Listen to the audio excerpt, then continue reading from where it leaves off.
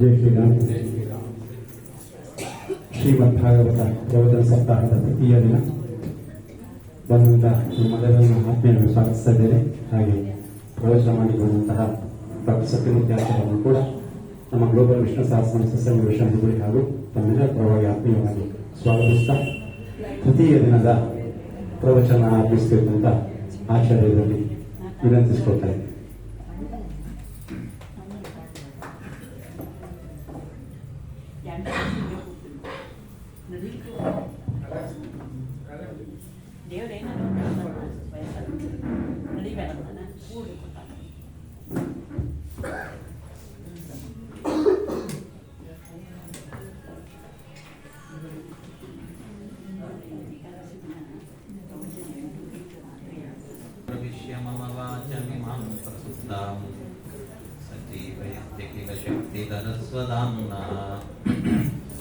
अन्यांश्च हस्तचरणश्रवणत्वगादीन् प्राणान्नमो भगवते पुरुषाय तुभ्यम्. भवदवोष्णेन तातप्यमानान् भुवि परं नाथमप्रेक्षमाणान् भुवनमान्येन च अन्येन दोष्णा भवतु धीर्मा इति नः सान्त्वयन्तम्. प्रणतवान् प्राणिनां प्राणभूतं प्रणतिभिः प्रीणये पूर्णबोधम्. तपो विद्या विरक्त्यादि सद्गुणौगाकरानहम् वादिराजगुरून् वन्दे हयग्रीवपदाश्रयान्. मूकोऽपि प्रसादेन मुकुन्दशयनायते राजराजायते रिक्तो राघवेन्द्रं तमाश्रये. अनवद्यात्मचारित्रं वादिकद्योतभास्करम् विद्यामान्यगुरुं वन्दे विद्याविद्योतभास्वरम्. तपस्वाध्याय शुश्रूषा कृष्णपूजारतं मुनिम् विश्वेशमिष्टदं वन्दे परिव्राट् चक्रवर्तिनम्. जन्माद्यस्य यतोऽन्वयादितरतश्चार्तेष्वभिघ्नस्वराट् तेने ब्रह्महृदाय आदिकवये मुह्यन्ति यं सूरयः. तेजो वारिमृदां यथा विनिमयो यत्र त्रिसर्गो मृषा धाम्ना स्वेन सदा निरस्तकुहकं सत्यं परं धीमहि. यं प्रौरजन्तमनुपेतमपेतकृत्यं द्वैपायनो विरहकातर आजुहाव. पुत्रेति तन्मयतया तरवोऽपि नेदुः तं सर्वभूतहृदयं मुनिमानतोऽस्मि. निगमकल्पतरोर्गणितं फलम् शुकमुखादमृतद्रवसंयुतम् पिबत भागवतं रसमालयम्. मुहुरहो रसिका भुवि भावुकाः हरिकथामृतसार गुरुगणकरुणदिन्दावनितु पेलुवे परम भगवद्भक्तरिदनागरದಿ ಕೇಳುವುದು. ಶ್ರೀ ಗುರುಭ್ಯೋ ನಮಃ. ಹರಿ ಓಂ ಹರಿ ಓಂ ಹರಿ ಓಂ.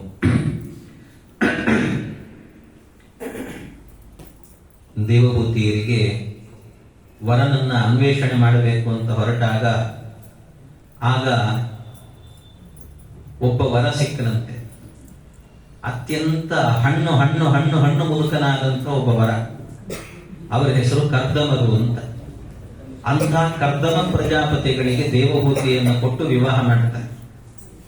ವಿವಾಹದ ನಂತರ ಅತ್ಯಂತ ಸೇವೆಯನ್ನು ಮಾಡಿದ್ದಂತೆ. ಬಹಳ ದೊಡ್ಡ ಸೇವೆಯನ್ನು ಮಾಡಿ ಸೇವೆಯಿಂದ ತೃಪ್ತರಾದಂತಹ ಕರ್ದಮರು ತಮ್ಮ ತಪಶಕ್ತಿಯಿಂದ ಕರ್ದಮ ಪ್ರಜಾಪತಿಗಳು ತಾರುಣ್ಯವನ್ನು ಪಡೀತಾರೆ. ತಾರುಣ್ಯವನ್ನು ಪಡೆದು 9 ವಿಮಾನಗಳಲ್ಲಿ 9 ದೇಹಗಳನ್ನು ಪಡೆದು ಅವಳಿಗೂ 9 ದೇಹಗಳನ್ನು ಕೊಟ್ಟು ವಿಹಾರವನ್ನು ಮಾಡುತ್ತಾರೆ. ಅದರ ಸಂಕೇತವಾಗಿ 9 ಜನ ಹೆಣ್ಣು ಮಕ್ಕಳು ಹುಟ್ಟಿದ್ರಂತೆ. 9 ಜನ ಹೆಣ್ಣು ಮಕ್ಕಳು ಹುಟ್ಟಿ ಆದ ಮೇಲೆ ಅವರೆಲ್ಲರಿಗೂ ಕೂಡ ಮದುವೆ ವಯಸ್ಸು ಬರುತ್ತೆ. ಮದುವೆ ವಯಸ್ಸು ಬಂದಾಗ ಮದುವೆ ಮಾಡಬೇಕು ಅಂತ ಆ ಹೆಣ್ಣು ಮಕ್ಕಳಿಗೆ ಕೇಳಿದಾಗ ನಿಮಗೆಂಥ ಬರಬೇಕು ಅಂದ್ರೆ ತಾಯಿಯಂತೆ ಅವರು ಕೂಡ ವೈದಿಕ ಗಂಡ ಬೇಕು ಅಂತಲೇ ಕೇಳಿದ್ರಂತೆ. ಎಲ್ಲರೂ ಕೂಡ ವೈದಿಕರನ್ನೇ ಮಾಡಿಕೊಂಡಿದ್ದಾರೆ. ಮರಿಚ್ಯ ತ್ರಂಗಿರಸಃ ಪುಲಸ್ತ್ಯಃ ಎಲ್ಲ ಏನು ಚತುರ್ಮುಖ ಬ್ರಹ್ಮದೇವರ ಮಕ್ಕಳಿದ್ದಾರೆ ಪ್ರಜಾಪತಿಗಳು ಅಂತ, ಆ ಎಲ್ಲ ಪ್ರಜಾಪತಿಗಳನ್ನು ಕೂಡ ವಿವಾಹ ಮಾಡಿಕೊಡುತ್ತಾರೆ.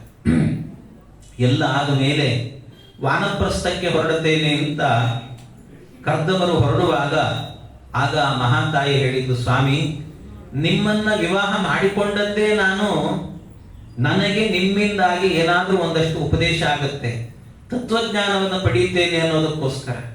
ಆದರೆ ಬರೀ ಸಂತಾನವನ್ನು ಪಡೆದೆ ತತ್ವಜ್ಞಾನ ಸಿಗಲಿಲ್ಲ, ನನ್ನನ್ನು ಬಿಟ್ಟು ಹೋಗಬೇಡಿ, ನನ್ನನ್ನು ಉದ್ಧಾರ ಮಾಡಿ ಅಂತ ಕೇಳಿಕೊಂಡು, ನನ್ನನ್ನು ಉದ್ಧಾರ ಮಾಡಿ ಅಂತ ಕೇಳಿದ ಕೂಡಲೇನೆ ಅದಕ್ಕೆ ಅವ್ರು ಹೇಳಿದರು, ಏನು ಯೋಚನೆ ಮಾಡಬೇಡ, ನಿನ್ನ ಗರ್ಭದಲ್ಲಿ ಇನ್ನೊಂದು ಮಗು ಬೆಳೀತಾ ಇದೆ, ಆ ಕೂಸು ಅವತಾರ ಮಾಡುತ್ತೆ, ಹುಟ್ಟಿದ ಕೂಡಲೇ ಅದಕ್ಕೆ ಕಪಿಲ ಅಂತ ಹೆಸರು. ಆ ಕಪಿಲ ನಾಮಕ ಭಗವಂತ ಅವತಾರವನ್ನು ಮಾಡುತ್ತಾನೆ, ಅವನೇ ನಿನ್ನನ್ನು ಉದ್ಧಾರ ಮಾಡುತ್ತಾನೆ ಅನ್ನೋ ಮಾತನ್ನು ಹೇಳಿದ ಕೂಡಲೇ ಆಯಿತು ಅಂತ ಕೆಲವೇ ದಿನದಲ್ಲಿ ಕೂಸು ಹುಟ್ಟಿತು. ಅದಕ್ಕೆ ಕಪಿಲ ಅಂತ ನಾಮಕರಣವನ್ನು ಮಾಡಿದರು. ಆ ಕಪಿಲ ಎನ್ನುವಂತಹ ಕೂಸು ಸಾಕ್ಷಾತ್ ಭಗವಂತ ಕಪಿಲ ನಾಮಕ ಪರಮಾತ್ಮ. ಆ ಕಪಿಲ ನಾಮಕ ಪರಮಾತ್ಮ ತಾಯಿಯನ್ನ ಉದ್ಧಾರ ಮಾಡಲಿಕ್ಕೆ ಅಂತ ಕುಳಿತುಕೊಂಡು ತಾಯಿ ಕೇಳಿದ ಪ್ರಶ್ನೆಗಳಿಗೆಲ್ಲ ಉತ್ತರಗಳನ್ನು ಹೇಳ್ತಾ ಹೋಗ್ತಾರೆ. ತಾಯಿ ಅನೇಕ ಪ್ರಶ್ನೆಗಳನ್ನು ಮಾಡುತ್ತಾರೆ. ಕಪಿಲ ಅನ್ನುವಂಥ ಭಗವಂತ ಏನಿದ್ದಾನೆ ಅವನು ಸಾಂಖ್ಯಶಾಸ್ತ್ರವನ್ನು ರಚನೆ ಮಾಡಿದ್ದಾನೆ. ಸಾಂಖ್ಯಶಾಸ್ತ್ರ ಅಂದ್ರೆ ಕಪಿಲ ಅನ್ನುವವರು ಇಬ್ಬರು ಇದ್ದಾರೆ, ಇಬ್ಬರು ಕಪಿಲರು. ಒಬ್ಬ ಕಪಿಲ ಅಂತ ಒಬ್ಬ ಅಸುರ ಇದ್ದಾನೆ, ಅವನು ಕೂಡ ರಚನೆ ಮಾಡಿದ್ದು ಸಾಂಖ್ಯಶಾಸ್ತ್ರವನ್ನೇ. ಆದ್ರೆ ಆ ಸಾಂಖ್ಯಶಾಸ್ತ್ರಕ್ಕೆ ಹೆಸರೇನು ಅಂದ್ರೆ ನಿರೀಶ್ವರ ಸಾಂಖ್ಯ ಅಂತ ಹೇಳ್ತಾರೆ. ನಿರೀಶ್ವರ ಸಾಂಖ್ಯ ಅಂದ್ರೆ ಈಶ್ವರ ಇಲ್ಲ ಅಂತ ಹೇಳುವ ಒಂದು ಸಾಂಖ್ಯಶಾಸ್ತ್ರ. ಅಂದ್ರೆ ದೇವರಿಲ್ಲ, ಪ್ರಪಂಚ ಹೇಗೆ ಹುಟ್ಟಿತು, ತನ್ನಷ್ಟಕ್ಕೆ ತಾನೇ ಹುಟ್ಟಿತು, ಪ್ರಪಂಚ ತನ್ನಷ್ಟಕ್ಕೆ ತಾನೇ ಬೆಳೆಯುತ್ತೆ, ಎಲ್ಲ ತಂತಾನೇ ನಡೆಯುವಂತಹದ್ದು. ಇದರ ಹಿಂದೆ ಯಾವ ದೇವರು ಕೂಡ ಇಲ್ಲ ಅಂತ ಹೇಳುವ ಒಬ್ಬ ಕಪಿಲ, ಅವನ ಹೆಸರು ಕಪಿಲ ಅಂತಲೇ. ಅವನು ಮಾಡಿದ ಶಾಸ್ತ್ರಕ್ಕೂ ಕೂಡ ಸಾಂಖ್ಯ ಅಂತಲೇ ಹೆಸರು, ಆದ್ರೆ ಅದು ನಿರೀಶ್ವರ ಸಾಂಖ್ಯ. ಭಗವಂತನು ಕೂಡ ಕಪಿಲ, ಅವನು ಮಾಡಿದ ಶಾಸ್ತ್ರಕ್ಕೂ ಕೂಡ ಹೆಸರೇನು ಅಂದ್ರೆ ಸಾಂಖ್ಯ ಅಂತಲೇ ಹೆಸರು, ಆದ್ರೆ ಇವನು ಮಾಡಿದ ಶಾಸ್ತ್ರ ಮಾತ್ರ ಸೇಶ್ವರ ಸಾಂಖ್ಯ ಅಂತ ಹೇಳ್ತಾರೆ. ಸೇಶ್ವರ ಸಾಂಖ್ಯ ಅಂದ್ರೆ ಈಶ್ವರ ಇದ್ದಾನೆ ಅಂತ ಹೇಳುವ ಒಂದು ಸಾಂಖ್ಯಶಾಸ್ತ್ರ ಅಂತ. ಬಹಳ ಅದ್ಭುತವಾದಂತ ಶಾಸ್ತ್ರ ಸಾಂಖ್ಯಶಾಸ್ತ್ರ. ಅಂದ್ರೆ ದೇವರಿದ್ದಾನೆ ಅಂತ ಹೇಳುವಂತಹದ್ದು ಮತ್ತು ಧ್ಯಾನ ಯೋಗವನ್ನ, ಬೇರೆ ಬೇರೆ ಜ್ಞಾನ ಯೋಗ, ಧ್ಯಾನ ಯೋಗ, ಎಲ್ಲ ಯೋಗಗಳ ಬಗ್ಗೆ ನಿರೂಪಣೆ ಮಾಡಿರುವಂತಹ ಒಂದು ಅದ್ಭುತವಾದ ಭಾಗ. ಅದರಲ್ಲಿ ಈ ನಿರೀಶ್ವರ ಸಾಂಖ್ಯ ಅಂತ ಹೇಳಿದ್ವಲ್ಲ, ದೇವರು ಇಲ್ಲ ಅಂತ ಹೇಳೋದು. ದೇವರು ಇಲ್ಲ ಅಂತ ಹೇಳುವಂಥವ್ನು ಏನ್ ಹೇಳ್ತಾನೆ, ಅದಕ್ಕೆ ಕಾರಣ ಕೊಡ್ತಾನೆ. ಯಾವುದು ಕೂಡ ಇಲ್ಲಿ ದೇವರಿಲ್ಲ, ತನ್ನಷ್ಟಕ್ಕೆ ತಾನೇ ನಡೆಯುತ್ತೆ ಅಂತ ಹೇಳೋದು. ಈ ಉದಾಹರಣೆಗೆ ಅವನು ಹೇಳೋದು, ಉದಾಹರಣೆ ಹೇಳಬೇಕು ಅಂದ್ರೆ ಹಾಲಿದೆ, ಹಾಲನ್ನ ಹೆಪ್ಪು ಹಾಕ್ತೇವೆ. ಹಾಲು ಹೆಪ್ಪು ಹಾಕಿದ ಮೇಲೆ ಬೆಳಿಗ್ಗೆ ಎದ್ದು ನೋಡುವಾಗ ಅದು ಮೊಸರಾಗಿರುತ್ತೆ. ಮೊಸರು ಹೇಗಾಯಿತು? ಏನಿಲ್ಲ, ಹಾಲಿಗೆ ಹೆಪ್ಪು ಹಾಕಿದ್ರೆ ಆಗತ್ತೆ. ಅಲ್ಲ, ನೀವೇನಾದ್ರೂ ಹಾಲಿನೊಳಗೆ ಮುಳುಗಿ ಕೆಮಿಕಲ್ ರಿಯಾಕ್ಷನ್ ಮಾಡಿ ಏನಾದ್ರೂ ಮಾಡಿ ಅದನ್ನು ಗಟ್ಟಿ ಗಟ್ಟಿ ಮಾಡಿ ಬಂದ್ರ? ಇಲ್ಲ. ಮತ್ತೆ ಹೇಗಾಯ್ತು? ತಂತಾನೆ ಆಯ್ತು. ಹಾಗೆ ತಂತಾನೆ ಆದಂತೆ ಈ ಪ್ರಪಂಚ ಎನ್ನುವಂತಹದ್ದು ಕೂಡ ತಂತಾನೇ ಸೃಷ್ಟಿಯಾಗತ್ತೆ. ಇದು ಹೇಗಿತ್ತು ಅಂದ್ರೆ ಒಂದು ಬಲೂನ್ ಇತ್ತು, ಆ ಬಲೂನಲ್ಲಿ ಗಾಳಿ ತುಂಬಿದ್ದು, ಅದೊಂದು ಸರ್ತಿ ಸ್ಫೋಟ ಆಯಿತು. ಸ್ಫೋಟ ಆದ ಕೂಡಲೇನೆ ಪ್ರಪಂಚ ಎಲ್ಲ ಸೃಷ್ಟಿ ಆಗ್ತಾ ಹೋಯಿತು ಅಂತ. ಇದು ತನ್ನಷ್ಟಕ್ಕೆ ತಾನೇ ಸೃಷ್ಟಿಯಾಯಿತು ಅಂತ ಹೇಳುವ ಒಂದು ಶಾಸ್ತ್ರ. ಅವನು ಹೇಳುವಂತಹ ಶಾಸ್ತ್ರ ಹೀಗಿದೆ. ಅವನು ಹೇಳೋದೇನು ಅಂದ್ರೆ, ಇದನ್ನ ಯದ್ಯಪಿ ಮಧ್ವ ವಿಜಯದಲ್ಲೂ ಕೂಡ, ಮಧ್ವ ವಿಜಯ ಗ್ರಂಥದಲ್ಲಿ 15ನೇ ಸರ್ಗದಲ್ಲೂ ಕೂಡ ಈ ವಿಷಯಗಳನ್ನೆಲ್ಲ ಪ್ರಸ್ತಾಪ ಮಾಡುತ್ತಾರೆ. ಅದಕ್ಕೆ ಇದು ಒಂದು ಸಣ್ಣ ಹಾಡಿನ ರೂಪದಲ್ಲಿ ಹೇಳೋದು ಅಂತ ಆದ್ರೆ, ಮಧ್ವಾಚಾರ್ಯರ ಸಿದ್ಧಾಂತ ಏನು ಅಂದ್ರೆ ಇದು ಕಪಿಲ ನಾಮಕ ಭಗವಂತನ ಸಿದ್ಧಾಂತವೂ ಕೂಡ. ಏನದು ಸಿದ್ಧಾಂತ ಅಂದ್ರೆ ಸತ್ಯ ಜಗತ್ತಿದು ಹರಿ ಸರ್ವೋತ್ತಮ, ವಾಯು ಜೀವೋತ್ತಮ ಜಗದೊಳಗೆ. ಇದು ನಾನು ವಿದ್ಯಾರ್ಥಿ ಆಗಿದ್ದಾಗ ಅಧ್ಯಯನ ಮಾಡುವಾಗ ಸುಮ್ಮನೆ ಆ 15ನೇ ಸರ್ಗದ ಕೆಲವು ಭಾಗಗಳನ್ನು ನೋಡ್ತಾ ನೋಡ್ತಾ ಅನುವಾದ ಮಾಡಿಕೊಂಡಿದ್ದೆ. ಈ ಹಾಡುಗಳನ್ನೆಲ್ಲ ನಾನೇ ಮಾಡಿಕೊಂಡದ್ದು. ಹಾಗೆ ಸತ್ಯ ಜಗತ್ತಿದು ಹರಿ ಸರ್ವೋತ್ತಮ, ವಾಯು ಜೀವೋತ್ತಮ ಜಗದೊಳಗೆ. ಇದು ಮಧ್ವಾಚಾರ್ಯ ಸಿದ್ಧಾಂತ. ಅದಕ್ಕೆ ನಿರೀಶ್ವರ ಸಾಂಖ್ಯ ಹೇಳ್ತಾನೆ, ತಪ್ಪಿದು ಶ್ರೀಹರಿ ಜಗತ್ಕರ್ತನೂ ಅಲ್ಲ, ಅವನಿಗೆ ಜಗತ್ಕರ್ತೃತ್ವವು ಸಲ್ಲ. ಪೆಪ್ಪಿಟ್ಟ ಹಾಲು ಮೊಸರಾಗುವಂದದಿ ಜಗತ್ತು ತನ್ನಿಂತಾನೆ ಸೃಷ್ಟವಾಗುವುದು. ಈ ಜಗತ್ತು ಪೆಪ್ಪಿಟ್ಟ ಹಾಲು ಮೊಸರಾಗುವಂದದಿ, ತನ್ನಷ್ಟಕ್ಕೆ ತಾನೇ ಈ ಪ್ರಪಂಚ ಎನ್ನುವಂತಹದ್ದು ಸೃಷ್ಟಿಯಾಗತ್ತೆ ಅಂತ. ಆದರೆ ಕಪಿಲನಾಮಕ ಪರಮಾತ್ಮ ಹೇಳೋದಕ್ಕೆ ಏನು ಉತ್ತರ ಅಂದ್ರೆ, ಭಗವಂತ ಮಧ್ವಾಚಾರ್ಯ ಹೇಳಿರುವಂತಹದ್ದು ಅದೇ. ಏನು ಅಂದ್ರೆ, ಹಾಗೆಲ್ಲ ಹೇಳಬೇಡ ಹುಚ್ಚುಚ್ಚಾಗಿ. ಹಾಲು ಮೊಸರಾಗ್ತಾ ಇದೆ, ಹೌದು.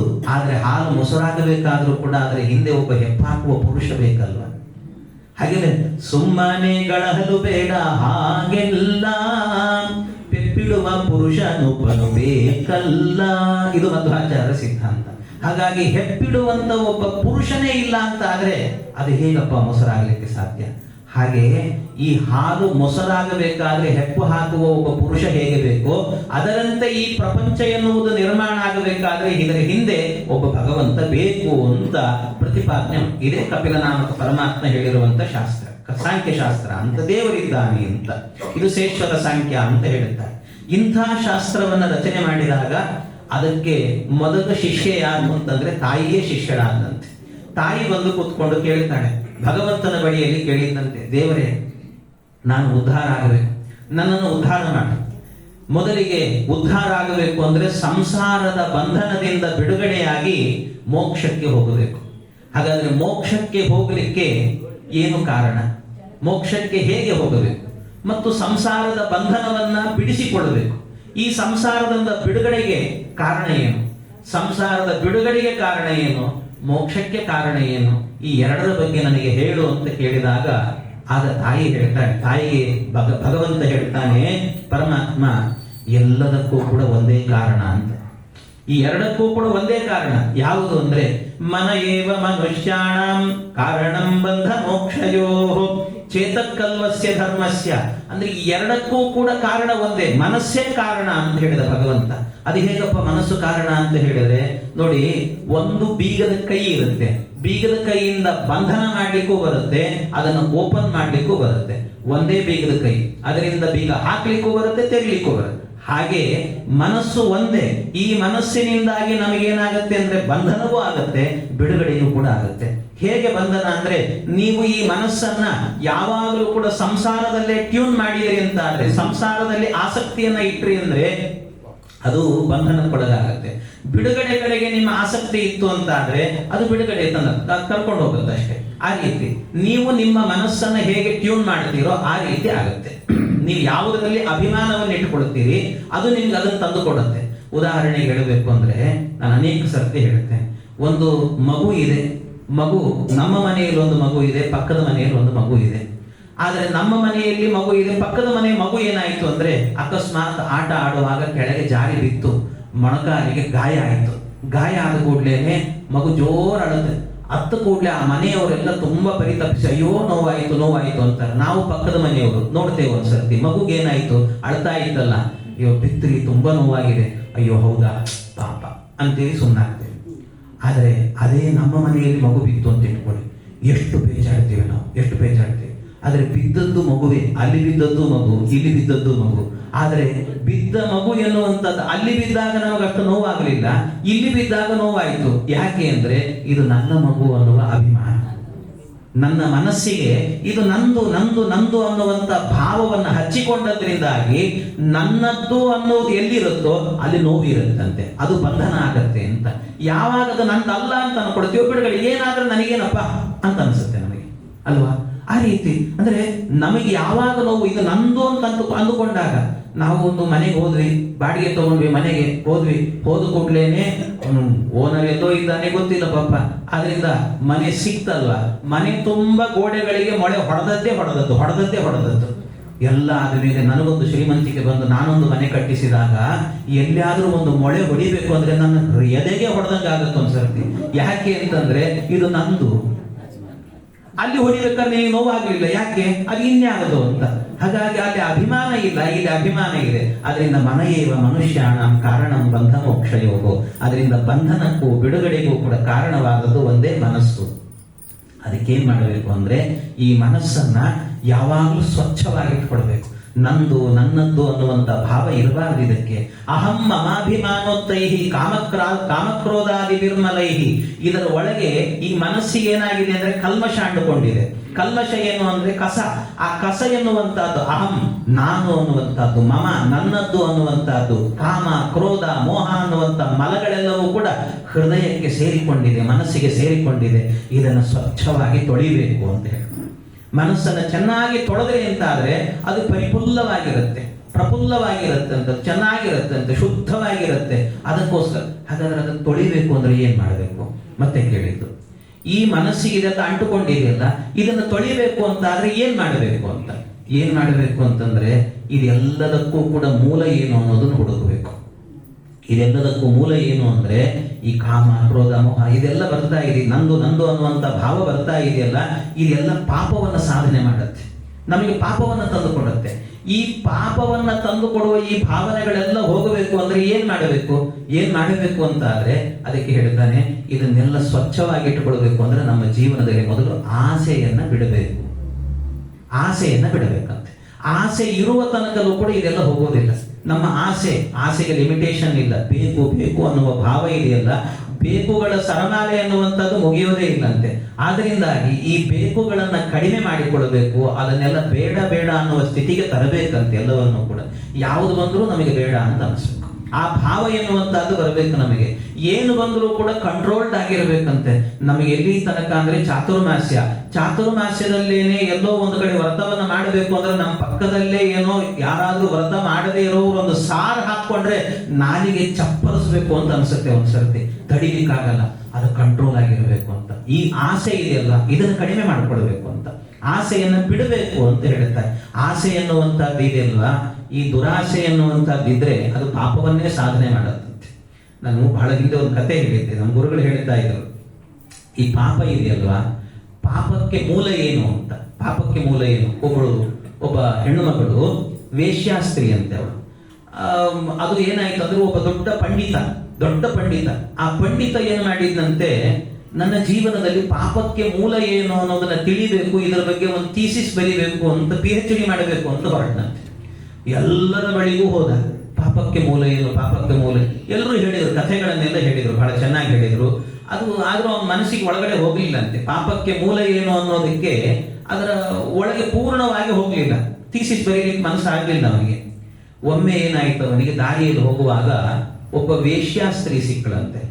ಆ ವೇಶ್ಯಾಸ್ತ್ರೀ ಏನ್ ಮಾಡಿದ್ಲ, ಅವನನ್ನು ಕರೆದು ಹೇಳಿದ್ಲಂತೆ, ಸ್ವಾಮಿ ನೀವು ಏನೋ ಹುಡುಕ್ತಾ ಇದ್ದೀರಲ್ಲ, ಥೀಸಿಸ್ ಬರೀಬೇಕು ಅಂತ, ಪಾಪಕ್ಕೆ ಮೂಲ ಏನು, ನನ್ನ ಹತ್ರ ಉತ್ತರ ಇದೆ, ಬನ್ನಿ ನಾನು ಹೇಳ್ತೀನಿ. ಸರಿ ನಮ್ಮ ಮನೆಗೆ ಬನ್ನಿ ಆಯ್ತು ಅಂತ ಹೋದ. ಹೋದ ಕೂಡ್ಲೇನೆ ಇವನು ದೊಡ್ಡ ಪಂಡಿತ.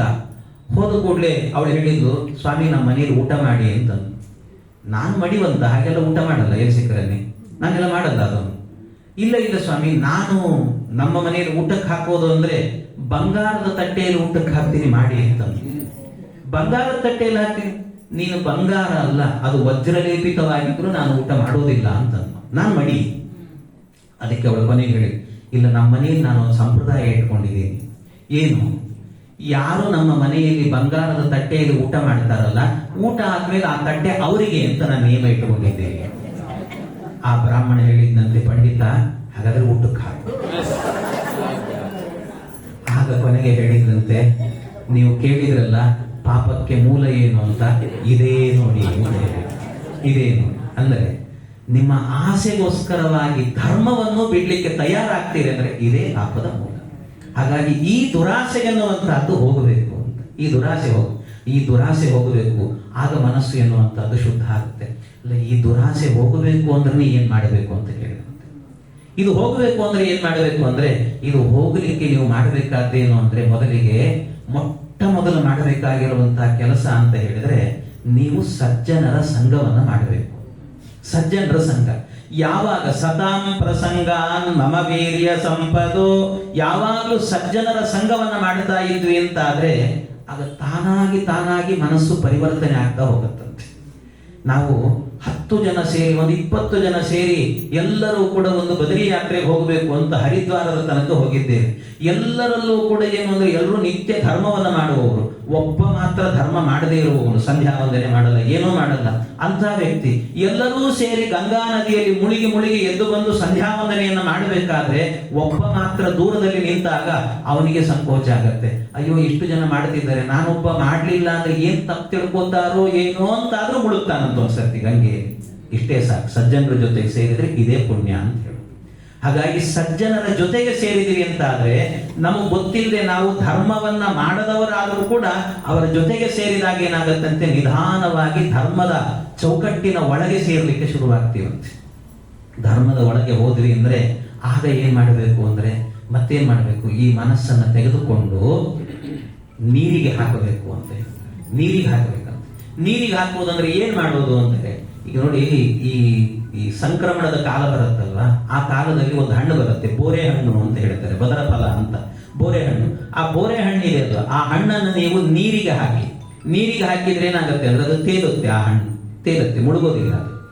ಆದ್ರೆ ಅದೇ ಹಣ್ಣನ್ನ ಏನ್ ಮಾಡಬೇಕು ಅಂದ್ರೆ, ಆ ಹಣ್ಣನ್ನ ಕೆಸರಲ್ಲಿ ಅದ್ದಬೇಕು, ಅದನ್ನು ಒಣಗಿಸ್ಬೇಕು, ಮತ್ತೆ ಕೆಸರಲ್ಲಿ ಮತ್ತೆ ಒಣಗಿಸಿ 10 ಬಾರಿ ಕೆಸರಲ್ಲಿ ಇಷ್ಟು ದಪ್ಪ ಕೆಸರು ಮಾಡಿ ಅದನ್ನ ನೀವು ನೀರಿಗೆ ಹಾಕಿದ್ರೆ ಏನಾಗುತ್ತೆ ಅಂದ್ರೆ ಅದು ಮುಳುಗುತ್ತೆ, ತೇಲಲ್ಲ, ಅದು ಮುಳುಗುತ್ತೆ. ಆದ್ರೆ ನೀರಿಗೆ ಹಾಕಿದಾಗ ಮುಳುಗುತ್ತಲ್ವಾ, ಮುಳುಗಿದ ಕೂಡಲೇ ಏನಾಗುತ್ತೆ ಅಂದ್ರೆ ಅದು ನೆನೆಯುತ್ತೆ ಚೆನ್ನಾಗಿ. ನೆಂದು ಅದರ ಒಳಗಿದ್ದಂತ ಮಣ್ಣಿನ ಕಣಗಳೆಲ್ಲವೂ ಕೂಡ ಅದರಿಂದ ಬಿಡುಗಡೆ ಆಗುತ್ತಂತೆ. ಬಿಡುಗಡೆ ಆಗ್ತಾ ಇದ್ದಂತೆ ಏನಾಗುತ್ತೆ, ಆ ಹಣ್ಣು ಎಲ್ಲ ಮಣ್ಣನ್ನ ಕಳಚಿಕೊಂಡು ತಿಳಿಯಾದ ನೀರಿನಲ್ಲಿ ಮೇಲೆ ಬಂದು ತೇಲಿಕ್ಕೆ ಶುರುವಾಗತ್ತಂತೆ.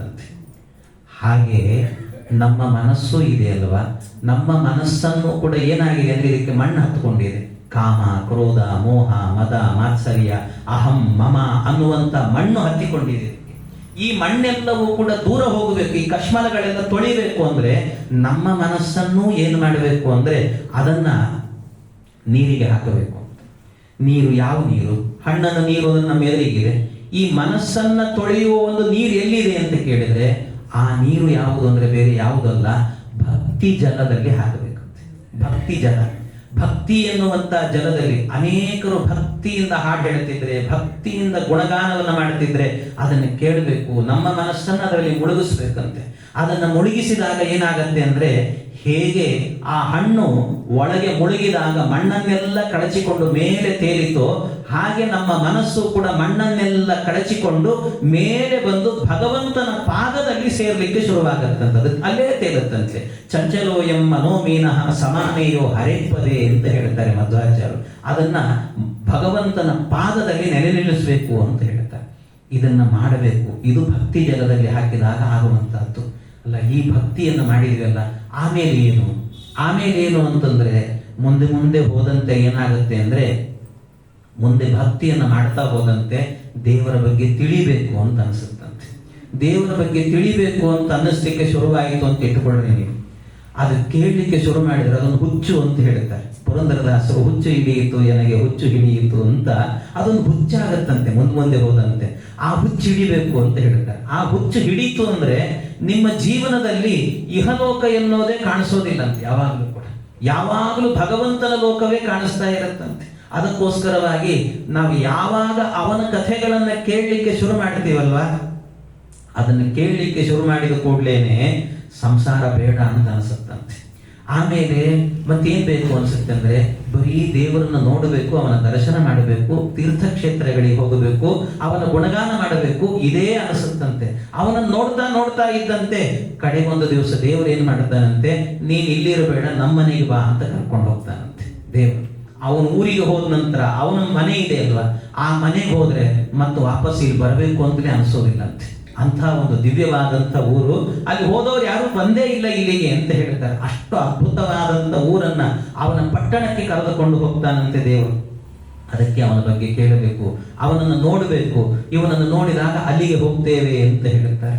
ಅವನ ಬಗ್ಗೆ ಹೇಳುವಾಗಲೇ ಈ ಮಾತನ್ನ ಹೇಳಿದ್ದಾರೆ. ಈ ದಾಸರೆಲ್ಲ ಹೇಳಬೇಕಾದ್ರೆ, ಅವನ ವಾರ್ತೆ ಕೇಳಿದವರು ಒಲ್ಲರೂ ಸಂಸಾರವನ್ನು, ಅವನ ಮೂರ್ತಿ ನೋಡಿದವರು ಮನೆಯ ಧನವ ಬಿಡುವರು, ಅವನ ಪುರಕ್ಕೆ ಹೋದ ಜನರು ಒಮ್ಮೆಗನ್ನ ಹಿಂದಿರುಗರು, ಅವನು ತಾನೇ ತನಯನ ತನ್ನ ಅವಯವದಿಂದ ಪಡೆದವಗೆ ಒಲಿದೆಯಾತ ಕಮ್ಮಾಲ ಕುಮಿ ವಾಸುದೇವಗೆ, ನಮ್ಮ ವಾಸುದೇವಗೆ.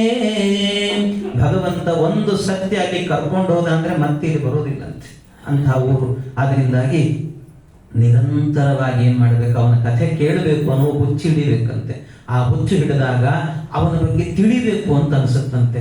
ತಿಳಿದಷ್ಟು ತಿಳಿಬೇಕು ಅಂತ ಅದು ಪರಿಪೂರ್ಣವಾಗಿ ತಿಳಿಲಿಕ್ಕೆ ಸಾಧ್ಯ ಇಲ್ಲ. ಅದನ್ನು ತಿಳಿತಾನೇ ಇರಬೇಕು ಅಂತ ಅನಿಸುತ್ತೆ. ಹೀಗೆ ತಿಳಿತಾ ಹೋದಂತೆ ಏನಾಗತ್ತೆ ಅಂದ್ರೆ ಮುಂದೆ ತಿಳಿದದ್ದನ್ನ ನಾವು ಧ್ಯಾನ ಮಾಡಬೇಕು ಅಂತ ಅನ್ಸುತ್ತಂತೆ. ಆ ಸ್ಥಿತಿಗೆ ಹೋಗಬೇಕು ಅಂತ ಹೇಳ್ತಾರೆ. ಧ್ಯಾನಂ ನಿಶ್ಚಿತ ತತ್ವಸ್ಯ ಅಂತ ವ್ಯಾಸರಾಜರು ಹೇಳುವಾಗ, ನಿಶ್ಚಿತ ತತ್ವ ಅಂದ್ರೆ ಮೊದಲು ಏನಾಗಬೇಕು ಅಂದ್ರೆ ದೇವರ ಬಗ್ಗೆ ತತ್ವ ನಿಶ್ಚಯ ಆಗಬೇಕು. ಗಟ್ಟಿ ನಿಶ್ಚಯ ಆದ ಮೇಲೆ ಅನಂತರ ಧ್ಯಾನವನ್ನು ಮಾಡಬೇಕಂತೆ. ಈ ಧ್ಯಾನ ಅನ್ನೋದು 2 ವಿಧ ಅಂತ ಹೇಳುತ್ತಾರೆ. ಖಂಡ ಸ್ಮೃತಿ ಧಾರಣಾ ಸ್ಯಾತ್ ಅಖಂಡ ಧ್ಯಾನ ಮುಚ್ಯತೆ ಅಂತ. ಮೊದಲಿಗೆ ಏನ್ ಮಾಡಬೇಕು ಧ್ಯಾನ ಅಂತ ಹೇಳಿದ್ರೆ, ಮಧ್ವಾಚಾರ್ಯ ಹೇಳೋದು ತಂತ್ರಸಾರ ಸಂಗ್ರಹದಲ್ಲಿ, ಖಂಡ ಸ್ಮೃತಿ ಧಾರಣ, ಮೊದಲು ಧಾರಣೆ ಮಾಡಬೇಕು, ಆಮೇಲೆ ಧ್ಯಾನವನ್ನ.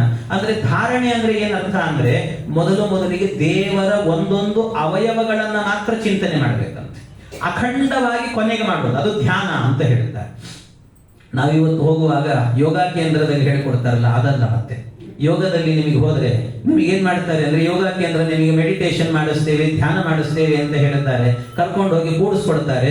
ನಿಮ್ಮಲ್ಲಿ ದುಡ್ಡು ತಗೊಂಡು ಮಾಡೋದೇನು ಅಂತಂದ್ರೆ, ಎಲ್ಲ ನಿಧಾನವಾಗಿ ಕೂತ್ಕೊಳ್ತೀವಿ. ಏನ್ ಮಾಡೋದು, ಎಲ್ಲ ಕಣ್ಣು ಮುಚ್ಚಿ ಅಂತಾರೆ. ಮುಚ್ತೀರಿ ನೀವೆಲ್ಲ. ಮುಚ್ಚಿದಾಗ ಹಾಗೆ ಹೇಳ್ತಾರೆ, ನೀವು ಬೆಳಿಗ್ಗಿಂದ ರಾತ್ರಿ ತನಕ ಏನೇನ್ ಮಾಡಿದ್ರಿ ಅಂತ ನೆನಪು ಮಾಡ್ಕೊಳ್ರಿ ಅಂತ ಹೇಳ್ತಾರೆ. ನಮಗೆ ಆ ಸಂಸಾರದಲ್ಲಿ ಇದು ಬ್ಯಾಸರಾಗಿ ಅಲ್ಲಿ ಹೋಗಿರ್ತೀವಿ ನಾವು. ಮತ್ತೆ ಅದನ್ನೇ ನೀವು ನೆನಪು ಮಾಡ್ಕೊಳ್ರಿ ಅಂದ್ರೆ ಇನ್ನೆಲ್ಲಿ ಹೋಗಬೇಕು ನಾವು ಅಲ್ವಾ? ಅದರಿಂದ ಅದೆಲ್ಲ ಧ್ಯಾನ ಅಂತ ಹೇಳಿದ್ರೆ, ಮತ್ತೆ ಯಾವುದು ಧ್ಯಾನ ಅಂತ ಹೇಳಿದ್ರೆ ಒಳಗಿನಿಂದ ಅಂತರಂಗದಲ್ಲಿ ಭಗವಂತನ ಬಗ್ಗೆ ಕಣ್ಣು ಮುಚ್ಚಿದ್ರೆ ಕಾಣೋದೇನು ನಿಮಗೆ? ಕಣ್ಣು ಮುಚ್ಚಿದ್ರೆ ಕತ್ಲು ಕಾಣಿಸುತ್ತೆ ಅಷ್ಟೇ, ಒಳಗೆ ಬೆಳಕು ಕಾಣಬೇಕಂತೆ. ಅದನ್ನ ಧ್ಯಾನ ಅನ್ನೋದು.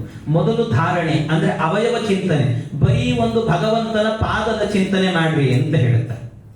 ದೇವರ ಪಾದದ ಚಿಂತನೆ ಅಂತ.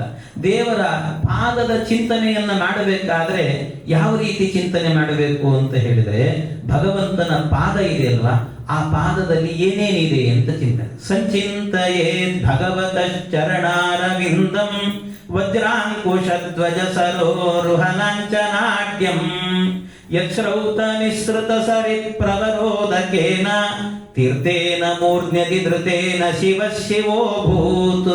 ಎಂಥ ಅದ್ಭುತ! ಯತ್ ಸಂಚಿಂತೆಯೇ ಭಗವತ ಚರಣಾರವಿಂದಂ, ಪರಮಾತ್ಮನ ಪಾದವನ್ನು ಚಿಂತನೆ ಮಾಡ್ರಿ ಎಂದ್ರು. ಹೇಗೆ ಚಿಂತನೆ ಮಾಡಬೇಕು ಅಂದ್ರೆ, ವಜ್ರಾಂಕುಶ ಧ್ವಜ ಸರೋರುಹ ಲಾಂಛನಾಟ್ಯಂ. ವಿಷ್ಣು ಪಾದವನ್ನು ನೋಡಿದ್ದೀರಿ ಶ್ರಾದ್ದ ಮಾಡುವವರೆಲ್ಲರೂ ಕೂಡ. ಏನೇನಿರುತ್ತೆ ಪಾದದಲ್ಲಿ? ವಜ್ರ, ಅಂಕುಶ, ಧ್ವಜ, ಸರೋರುಹ ಎಲ್ಲದರ ಚಿಹ್ನೆ ಇರುತ್ತಂತೆ. ಅದರಲ್ಲಿ ಮೊದಲು ವಜ್ರದ ಚಿಹ್ನೆ ಇದೆ, ಅದನ್ನು ಚಿಂತನೆ ಮಾಡಿದ್ರೆ ಏನಾಗುತ್ತೆ? ವಜ್ರದ ಚಿಹ್ನೆಯನ್ನು ಚಿಂತನೆ ಮಾಡಿದರೆ ಭಗವಂತ ನಮ್ಮ ಪಾಪಗಳು ಬೆಟ್ಟದಂತೆ ಬೆಳೆದಿರ್ತಾವಂತೆ. ಬೆಟ್ಟವನ್ನ ಕತ್ತರಿಸಿದ್ದು ಇಂದ್ರನ ವಜ್ರಾಯುಧ. ಅದರಂತೆ ಅವನ ಪಾದದಲ್ಲಿ ವಜ್ರ ಚಿಹ್ನೆ ಇದೆ ಅಂತ ಚಿಂತನೆ ಮಾಡಿದರೆ ನಮ್ಮ ಪಾಪದ ಬೆಟ್ಟಗಳನ್ನೆಲ್ಲ ಕಳೆದು ಹಾಕ್ತಾನಂತೆ ದೇವರು. ಅಷ್ಟೇ ಅಲ್ಲ, ಅಂಕುಶದ ಚಿಹ್ನೆ ಚಿಂತನೆ ಮಾಡಿ. ಅಂಕುಶ ಏನ್ ಮಾಡುತ್ತೆ? ಮದಭರಿತವಾದ ಆನೆಯನ್ನ ಹದ್ದುಬಸ್ತಿನಲ್ಲಿ ಇಡುತ್ತೆ. ಹಾಗೆ ನಮ್ಮ ಮದಭರಿತವಾದಂತ ಇಂದ್ರಿಯಗಳು ನಿಗ್ರಹದಲ್ಲಿ ಇರ್ತಾವಂತೆ ಅಂಕುಶದ ಚಿಹ್ನೆ ಚಿಂತನೆ ಮಾಡಿದ್ವಿ ಅಂತಾದ್ರೆ. ಅದೇ ರೀತಿಯಲ್ಲಿ ಭಗವಂತನ ಪಾದದಲ್ಲಾಗಬೇಕಾದ್ರೆ ದೇವರ ಪಾದದಲ್ಲಿ ಇನ್ನೊಂದಿದೆ, ಧ್ವಜ. ಧ್ವಜ ಅನ್ನುವಂಥದ್ದು ಎಲ್ಲಿರುತ್ತೆ? ಯಾವಾಗಲೂ ಮೇಲೆ ಹಾರಾಡ್ತಾ ಇರುತ್ತೆ. ಅದನ್ನು ಚಿಂತನೆ ಮಾಡಿದರೆ ನಮಗೂ ನಮ್ಮ ಜೀವನದಲ್ಲಿ ಒಳ್ಳೆ ಯಶಸ್ಸನ್ನ ಕೊಟ್ಟು ಮೇಲೆ ಹಾರಾಡುವಂತೆ ಮಾಡ್ತಾನಂತೆ ಭಗವಂತ. ಆದ್ರಿಂದ ಧ್ವಜದ ಚಿಹ್ನೆಯನ್ನ ಚಿಂತನೆ ಮಾಡಿ. ಕಮಲ ಅಂತಂದ್ರೆ ಲಕ್ಷ್ಮೀ ಸನ್ನಿಧಾನ, ಆದ್ರಿಂದ ಕಮಲದ ಚಿಂತನೆ ಮಾಡಿದ್ವಿ ಅಂತ ಆದ್ರೆ ಅದರಿಂದ ನಿತ್ಯ ನಮ್ಮ ಮನೆಯಲ್ಲಿ ಲಕ್ಷ್ಮೀ ದೇವಿ ಸನ್ನಿಹಿತಳಾಗಿರ್ತಾಳಂತೆ. ಅದಕ್ಕೆ ಒಂದೊಂದಕ್ಕೆ ಒಂದೊಂದು ಫಲ ಇದೆ ಸ್ವಾಮಿ. ಹೀಗೆ ಚಿಂತನೆ ಮಾಡ್ರಿ. ಇದೇನಾಗಬೇಕು ಅಂದ್ರೆ ಕಣ್ಣು ಮುಚ್ಚಬೇಕು. ಕಣ್ಣು ಮುಚ್ಚಿದಾಗ ದೇವರ ಪಾದವನ್ನ ಕಿತ್ತಿ ತರಬೇಕು. ಕಲ್ಪನೆಯಲ್ಲಿ ನಮ್ಮ ಹೃದಯದಲ್ಲಿ ಇಟ್ಕೊಳ್ಬೇಕು. ಈ ಪಾದದಲ್ಲಿ ಇಂತಿಂತ ಚಿಹ್ನೆಗಳಿದೆ ಅಂತ ನಾವು ಒಳಗೆ ಯೋಚನೆ ಮಾಡ್ತಾ ಹೋಗಬೇಕಂತೆ. ಇದನ್ನೇ ಧ್ಯಾನ ಅಂತ ಕರೆಯೋದು. ಧಾರಣ ಧ್ಯಾನ ಅಂದ್ರೆ ಇದೆ. ಈ ರೀತಿ ಚಿಂತನೆ ಇಲ್ಲ. ಎಷ್ಟೊತ್ತು ಮಾಡ್ಬೋದು? ಒಂದು 5 ನಿಮಿಷ ಆಯ್ತು, ಮುಗೀತದ. ಇನ್ನೂ ಸ್ವಲ್ಪ ಧ್ಯಾನ ಮಾಡಬೇಕು ಅಂದ್ರೆ ಇನ್ನೂ ಚಿಂತನೆ ಮಾಡ್ರಿ ಅಂತ ಹೇಳ್ತಾರೆ. ಎಂಥದ್ದು ಅಂದ್ರೆ ಭಗವಂತನ ಪಾದದ ಮಹಿಮೆ ಚಿಂತನೆ ಮಾಡ್ರಿ ಅಂತ. ದೇವರ ಪಾದದ ಮಹಿಮೆಯನ್ನ ದಾಸರಿಂದ ಹೇಳಿ. ಎಂತ ಪಾವನ ಪಾದವೋ ರಂಗಯ್ಯ, ಇನ್ನೆಂತ ಚೆಲುವ ಪಾದವೋ. ಭಗವಂತನ ಪಾದ ಎಂಥ ಪಾದ ಇದು ಅಂತಂದ್ರೆ, ಈ ದೇವರ ಪಾದ ಸ್ಮರಣೆ ಮಾಡಿದ್ರೆ ಜೀವನದಲ್ಲಿ ಜಡ್ಡುಗಟ್ಟಿದ ಮನಸ್ಸಿರುತ್ತಲ್ಲ ಅದೆಲ್ಲ ಹೊರಟು ಹೋಗುತ್ತಂತೆ. ಜೀವನದಲ್ಲಿ ಕೆಲವೊಮ್ಮೆ ಜಾಡ್ಯ ಬರ್ತಿರ್ತದೆ. ಕೆಲವೊಮ್ಮೆ ಏನಾಗಿ ಬಿಡುತ್ತೆ ಅಂದ್ರೆ, ಇದೇ ಸಂಸಾರ, ಇದನ್ನೇ ನೋಡಿ ನೋಡಿ ನೋಡಿ ಸಾಕಪ್ಪ, ಇನ್ನೆಷ್ಟು ಜೀವನ ದೇವರೇ ಬೇಡವೇ ಬೇಡಪ್ಪ ಅಂತ ಅನಿಸುತ್ತೆ. ಜಡ್ಡುಗಟ್ಟಿ ಹೋಗುತ್ತೆ ಒಂದು ಸರ್ತಿ. ಜಡ್ಡುಗಟ್ಟಿದಾಗ, ಜಾಡ್ಯ ಆವರಿಸಿಕೊಂಡಾಗ ದೇವರ ಪಾದವನ್ನ ಹೃದಯಕ್ಕೆ ತಂದು ಚಿಂತನೆ ಮಾಡ್ರಿ ಅಂತ ಹೇಳ್ತಾರೆ. ಅದನ್ನ ಹೃದಯಕ್ಕೆ ತಂದು ಚಿಂತನೆ ಮಾಡಿದ್ರಿ ಅಂತ ಆದ್ರೆ ನಿಮ್ಮ ಜಾಡ್ಯ ಎಲ್ಲ ಹೋಗುತ್ತೆ. ಯಾಕೆ ಅಂದ್ರೆ ಭಗವಂತನ ಪಾದ ಸೋಕಿದ್ರಿಂದಲೇನೆ ಅಹಲ್ಯೆ ಕಲ್ಲಾಗಿದ್ದಂತೆ. ಕಲ್ಲಾದ ಅಹಲ್ಯೆಗೆ ಪರಮಾತ್ಮನ ಪಾದ ತಾಕಿತು. ಕಲ್ಲಾದವಳು, ಜಡವಾದವಳು ಚೈತನ್ಯ ಬಂತಂತೆ. ಕುಣಿತಾ ಕುಣಿತಾ ಗಂಡನ ಹತ್ತಿರಕ್ಕೆ ಹೋದ್ದು, ಸಂತೋಷದ ಬದುಕು ಸಿಕ್ತು ಅಂತ ಹೇಳ್ತಾರೆ. ಹಾಗೆ ನಮ್ಮ ಜೀವನದಲ್ಲೂ ಕೂಡ ಜಡದಂತೆ ಆದಾಗ ಈ ಮನಸ್ಸು ಆ ಜಾಡ್ಯವನ್ನ ಹೋಗಿಸಬೇಕು ಅಂದ್ರೆ ದೇವರ ಪಾದದ ಸ್ಮರಣೆ ಮಾಡ್ರಪ್ಪ. ಆ ದೇವರ ಪಾದದ ಸ್ಮರಣೆ ಮಾಡಿದ್ರಿ ಅಂದ್ರೆ ನಮ್ಮ ಜಾಡ್ಯ ಎಲ್ಲ ಕಳೆದು ಹೋಗುತ್ತಂತೆ. ಅಂಥ ಅದ್ಭುತ. ಅಷ್ಟೇನಾ? ಇಷ್ಟೇ ಅಲ್ಲ, ಎಂಥ ಚೆಲುವ ಪಾದವು ಭಗವಂತನ ಪಾದ. ಇನ್ನೆಂಥ ಪಾದ ಅಂತ ಹೇಳಿದ್ರೆ, ಈ ಪಾದವನ್ನ ಯಾರು ಗಟ್ಟಿ ಹಿಡಿತಾರೋ ಅವರೆಲ್ಲ ಉದ್ಧಾರ ಆಗಿ ಹೋಗ್ತಾರೆ. ಅಷ್ಟೇ ಅಲ್ಲ, ಇನ್ನೆಂಥ ಪಾದ ಇದು ಅಂತ ಹೇಳಿದ್ರೆ, ಕಾಳಿಂಗ ಮರ್ದನ ಮಾಡುವಾಗ ಕಾಳಿಂಗನನ್ನ ತುಳಿದು ನಿನಗೆ ಯಮಭೀತಿ ಇಲ್ಲ, ಹೋಗು ನೀನು ಅಂತ ಹೇಳಿದ್ರಂತೆ. ನನ್ನ ಚಿಹ್ನೆಯನ್ನು ಹಾಕೊಂಡಿದ್ದಿ ನೀನು, ನನ್ನ ನಾಮಗಳನ್ನ ಧಾರಣೆ ಮಾಡಿಕೊಂಡಿ ಅಂದ್ರೆ ನಿನಗೆ ಯಮದೂತರು ಹತ್ತಿರಕ್ಕೆ ಬರೋದಿಲ್ಲ ನಿನಗೆ. ಯಾಕೆ ಅಂದ್ರೆ ಈ ಚಿಹ್ನೆಗಳೇನಿದೆಯಲ್ಲ, ಗೋಪಿ ಚಂದನವನ್ನು ಹಚ್ಚಿಕೊಳ್ಳೋದು, ಶಂಖ ಚಕ್ರ ಇವುಗಳು ಭಗವಂತನ ಪಾದದಲ್ಲಿದೆ. ಈ ಚಿಹ್ನೆಯನ್ನ ಧಾರಣೆ ಮಾಡಿದ್ವಿ ಅಂದ್ರೆ ಸಂಕೋಚ ಮಾಡ್ಕೊಳ್ಬೇಡಿ ಯಾರು ಕೂಡ. ಇದನ್ನು ಹಾಕೊಳ್ಳುವಾಗ ಇದು ವೈಷ್ಣವ ಚಿಹ್ನೆ, ವೀರ ವೈಷ್ಣವ ಚಿಹ್ನೆ ಅಂತ ಅದನ್ನ ಸಂತೋಷದಿಂದ ಹಾಕೊಳ್ಬೇಕಂತೆ. ದಾಸರು ಹೇಳುತ್ತಾರೆ ಏನು ಅಂದ್ರೆ, ಕಮಲನಾಭನ ಚಿಹ್ನೆಯನ್ನು ಧರಿಸಿಕೊಂಡು ಮೆರೆಯಿರೋ, ಯಮನ ಭಟರು ನೋಡಿ ಅಂಜಿ ಅಡಗಿ ಹೋಗುವರೋ. ಒಬ್ಬರು ಹತ್ರಕ್ಕೆ ಬರೋದಿಲ್ಲಂತೆ ನಿಮ್ಮ ಹತ್ರಕ್ಕೆ. ಅಂಥ ದಿವ್ಯವಾದ ನಾಮ ಇದು. ಅದರಿಂದ ಕಾಳಿಂಗನನ್ನ ಮರ್ದನ ಮಾಡಿ ಅವನಿಗೆ ತಪ್ತ ಮುದ್ರಾಧಾರಣೆಯನ್ನು ಮಾಡಿದಂತ ಪಾದ ಭಗವಂತನ ಪಾದ ಅಂತ ಚಿಂತನೆ ಮಾಡಿ. ಇನ್ನೆಂಥ ಪಾದ ಇದು ಅಂದ್ರೆ, ಈ ಪರಮಾತ್ಮನ ಪಾದ ಭಗವಂತನದ್ದು. ಅವನೇ ರಾಮನಾಗಿದ್ದಾಗ ದೇವರು ಪರಮಾತ್ಮ ಅವನ ಬಗ್ಗೆ ಒಂದು ವಿಚಾರ ಬಂತಂತೆ. ಅವನು ಜನಕ ಮಹಾರಾಜನ ಆಸ್ಥಾನಕ್ಕೆ ಹೋಗ್ತಿದ್ದಂತೆ. ಹೋಗಬೇಕಾದ್ರೆ ಅನೇಕ ಬ್ರಹ್ಮಚಾರಿಗಳೆಲ್ಲರೂ ಕೂಡ ಸೇರಿಕೊಂಡು ಕಲ್ಲು ಹಿಡ್ಕೊಂಡು ನಿಂತಿದ್ರಂತೆ. ರಾಮ ಕೇಳಿದ, ಯಾಕೋ ಕಲ್ಲು ಹಿಡಿದಿದ್ದೀರಿ ನೀವೆಲ್ಲ, ನನಗೇನಾದ್ರೂ ಹೊಡಿತೀರಾ ಅಂತ ಕೇಳಿದ್ರೆ ಅವ್ರು ಹೇಳಿದ್ರು, ರಾಮ ಇಲ್ಲಪ್ಪ, ನಾನು ಅಂತ ಕೆಲಸ ಮಾಡ್ಲಿಕ್ಕೆ ಬಂದಿಲ್ಲ. ಮತ್ತೆ ಯಾಕೆ ಕಲ್ಲು ಹಿಡಿದಿದ್ದೀರಿ ಅಂತ ಕೇಳಿದ್ರೆ, ಏನಿಲ್ಲ ರಾಮ, ನೀನು ಈ ದಾರಿಯಲ್ಲಿ ಬರ್ತಿದ್ದಿ ಅಂತ ಗೊತ್ತಾಯಿತು. ಬರುವಾಗ ನಮ್ಗೆ ಯಾರೋ ಹೇಳಿದ್ರು, ಏನು ಅಂದ್ರೆ ನಿನ್ನ ಪಾದಸ್ಪರ್ಶ ಆಯಿತು ಅಂದ್ರೆ ಕಲ್ಲು ಹೆಣ್ಣಾಗತ್ತೆ ಅಂತ ಗೊತ್ತಾಗಿದೆ. ಅದಕ್ಕೆ ನಾವೆಲ್ಲ ವೇದಾಂತ ಓದಿದ ಹುಡುಗರು, ನಮಗೆ ಯಾರು ಹೆಣ್ಣು ಕೊಡೋದಿಲ್ಲ, ಅದಕ್ಕೆ ಒಂದೊಂದು ಕಲ್ಲು ಹಾಕಿಬಿಡ್ತೀವಿ, ತುಳ್ಕೊಂಡು ಹೋಗ್ಬಿಡು, ನೀನು ಹೆಣ್ಣಾಗಿ ಬಿಡ್ತೀವಿ, ಮದುವೆ ಮಾಡ್ಕೋತೀವಿ ಅಂದ್ರಂತೆ. ಎಂಥ ಪಾವನ ಪಾದವು, ಇಂಥ ಪಾವನ ಪಾದ. ಆದ್ರಿಂದ ದೇವರ ಪಾದವನ್ನ ಹೀಗೆ ನಾನು ಬರೀ 1-2-3 ಹೇಳಿ, ಇದೇ ರೀತಿಯಲ್ಲಿ ನೀವು ಇದನ್ನೇ ಧ್ಯಾನ ಅಂತ ಹೇಳೋದು. ಹೀಗೆ ಧ್ಯಾನವನ್ನ ಮಾಡಬೇಕು ಅಂತ ಧ್ಯಾನ ಯೋಗದ ಬಗ್ಗೆ ಕಪಿಲನಾಮಕ ಪರಮಾತ್ಮ ಬಹಳ ಅದ್ಭುತವಾದಂತ ಉಪದೇಶವನ್ನು ಮಾಡಿದ. ಇಷ್ಟೆಲ್ಲ ಮಾಡಿದಾಗ ಅವಳು ಹೇಳ್ತಾಳೆ, ಮಗನೇ, ನನಗೆ ಉಪದೇಶ ಮಾಡಿದೆ ಎಲ್ಲ ಸರಿ, ಆದರೆ ಇಷ್ಟೆಲ್ಲ ಮಾಡಬೇಕು ಅಂತ ನನಗೂ ಅನಿಸಿದೆ. ಆದರೆ ಈ ಸಂಸಾರದ ಬಂಧನ ಇನ್ನೂ ಹೋಗಿಲ್ಲಲ್ಲೋ, ಇದನ್ನು ಬಿಡುಗಡೆ ಮಾಡಿಕೊಡ್ಬೇಕು ಅಂದ್ರೆ ಏನ್ ಮಾಡಬೇಕು? ಸಂಸಾರದಲ್ಲಿ ವೈರಾಗ್ಯ ಬರಲಿ ನಿನಗೆ ಅಂದ್ರು. ಸಂಸಾರದಲ್ಲಿ ವೈರಾಗ್ಯ ತಂದುಕೋ. ಹೇಗೆ ಬರುತ್ತೆ ಅದು ವೈರಾಗ್ಯ? ಅಷ್ಟು ಸುಲಭ ಅಲ್ಲ, ಹೇಳಿದಷ್ಟು ಸುಲಭ ಅಲ್ಲ.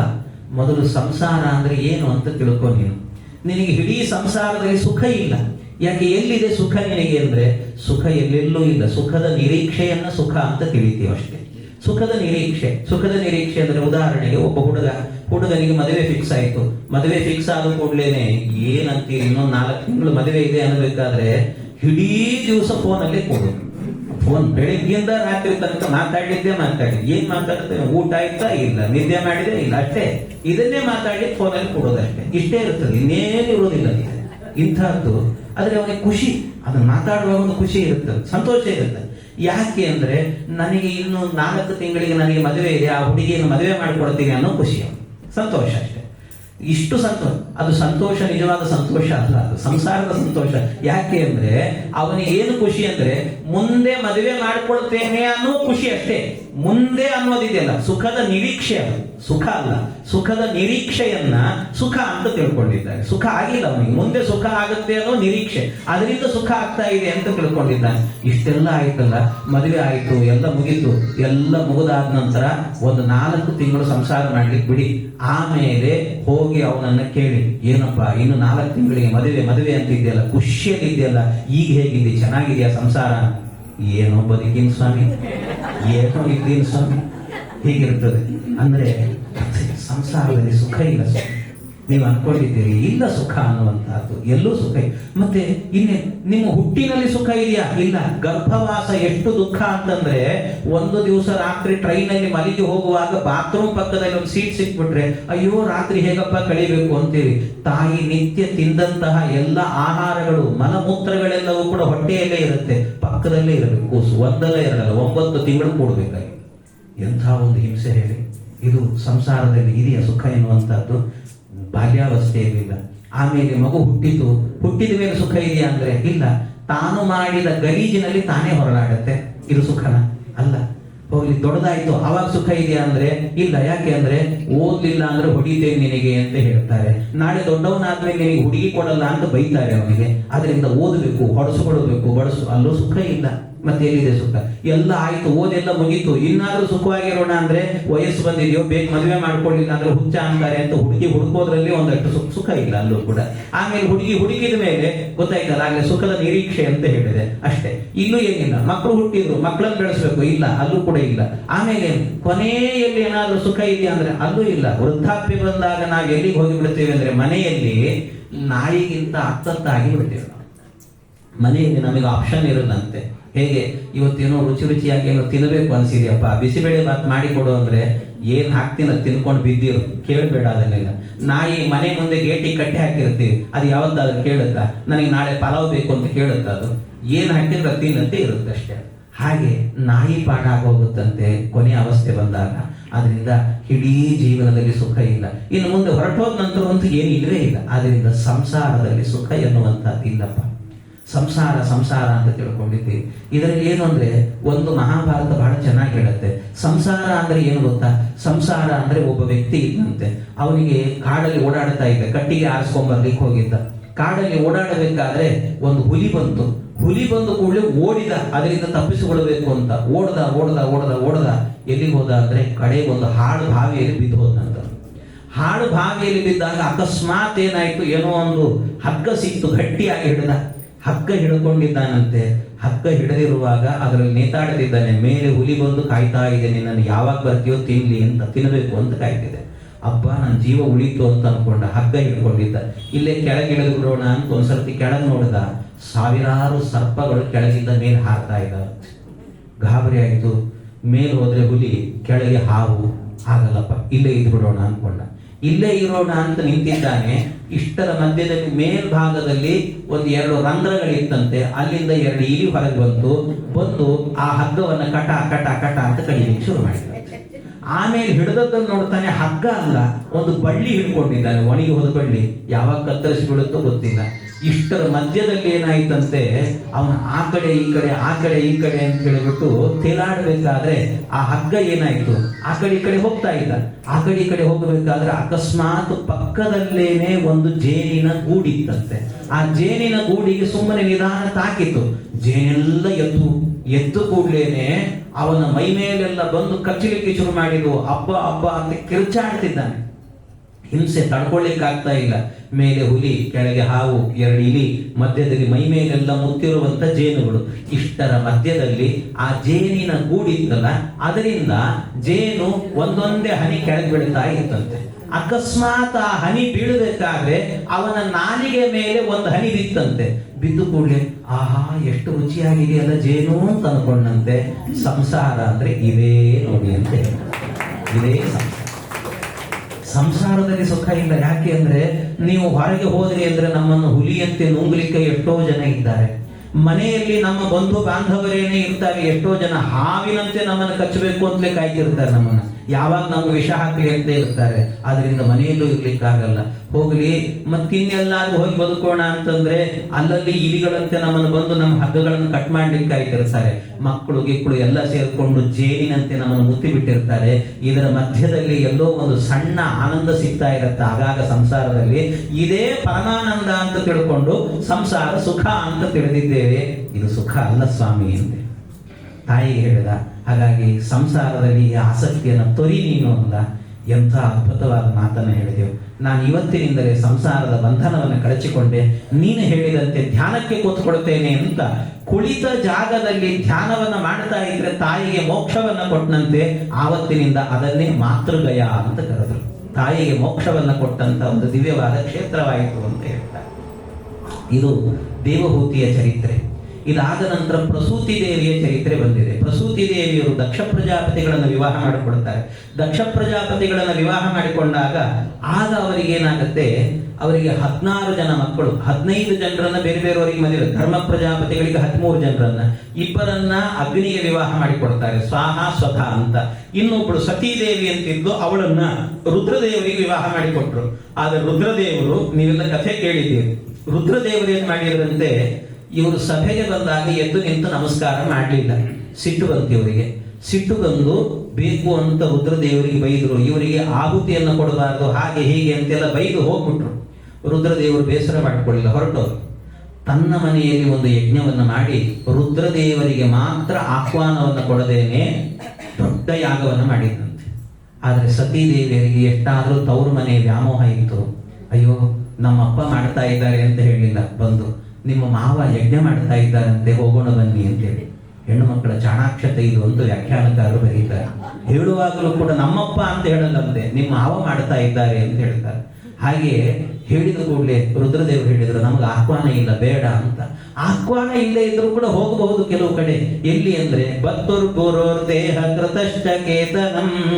ಹೆಂಡತಿ ತವ್ರ ಮನೆಗೆ ಹೋಗಿದ್ದಾಳೆ, ಗಂಡನ ಮನೆಗೆ ಬರಬೇಕು ಅಂದ್ರೆ ನನ್ನ ಗಂಡ ಫೋನ್ ಮಾಡಿಲ್ಲ, ಆಹ್ವಾನ ಕೊಟ್ಟಿಲ್ಲ ಅನ್ನೋ ಹಾಗಿಲ್ಲ, ಯಾವಾಗ ಬೇಕಾದ್ರೂ ಹೋಗ್ಬೋದು. ಗುರುಗಳ ಸನ್ನಿಧಾನಕ್ಕೆ ರಾಯರ ಆರಾಧನೆ ನಡೀತಾ ಇದೆ. ಆರಾಧನೆಗೆ ನಮ್ಮ ಮನೆಗೆ ಪಾಂಪ್ಲೆಟ್ ಬಂದಿಲ್ಲ, ನಾ ಹೋಗೋದಿಲ್ಲ ಮನೆಗೆ ಅಂತ ಆರಾಧನೆ ಹೋಗಲ್ಲ ಅನ್ನಬಾರ್ದು. ರಾಯರ ಆರಾಧನೆ ಅಂದ್ರೆ ಗುರುಗಳ ಸನ್ನಿಧಾನಕ್ಕೆ ಆಹ್ವಾನ ಬೇಕು ಅಂತಿಲ್ಲ, ಯಾರು ಬೇಕಾದ್ರೂ ಹೋಗ್ಬೋದಂತೆ. ಹಾಗೆ ಜೊತೆಗೆ ದೇಹಕೃತಷ್ಟಕೇತನ, ತಂದೆ ತಾಯಿಗಳ ಮನೆಗೆ ಹೋಗಬೇಕಾದ್ರೂ ಕೂಡ ಆಹ್ವಾನ ಬೇಕು ಅಂತಿಲ್ಲ. ಯಾಕೆ ಅಂತಂದ್ರೆ ತಂದೆ ತಾಯಿಗಳು ಅವರೇ ದೇಹ ಕೊಟ್ಟವರು, ಆದ್ರಿಂದ ಅವ್ರ ಮನೆಗೆ ಆಹ್ವಾನ ಬೇಕು ಅಂತಿಲ್ಲ. ವಿದ್ಯಾಪೀಠಕ್ಕೆ ಹೋಗಿದ್ದೀವಿ, ರಜೆ ಬಂತು, ಎಲ್ಲಿ ಹೋಗ್ಬೇಕು, ತಂದೆ ತಾಯಿಗಳ ಮನೆಗೆ ಆಹ್ವಾನ ಕೊಟ್ಟಿಲ್ಲ ಅಂತ ಹೇಳೋ ಹಾಗಿಲ್ಲ, ಹೋಗ್ಬೇಕು. ಹಾಗೆ ಹೆಣ್ಣು ಕೊಟ್ಟ ಅತ್ತೆ ಮಾವ ಅಂದ್ರೆ ತಂದೆ ತಾಯಿಗೆ ಸಮಾನ.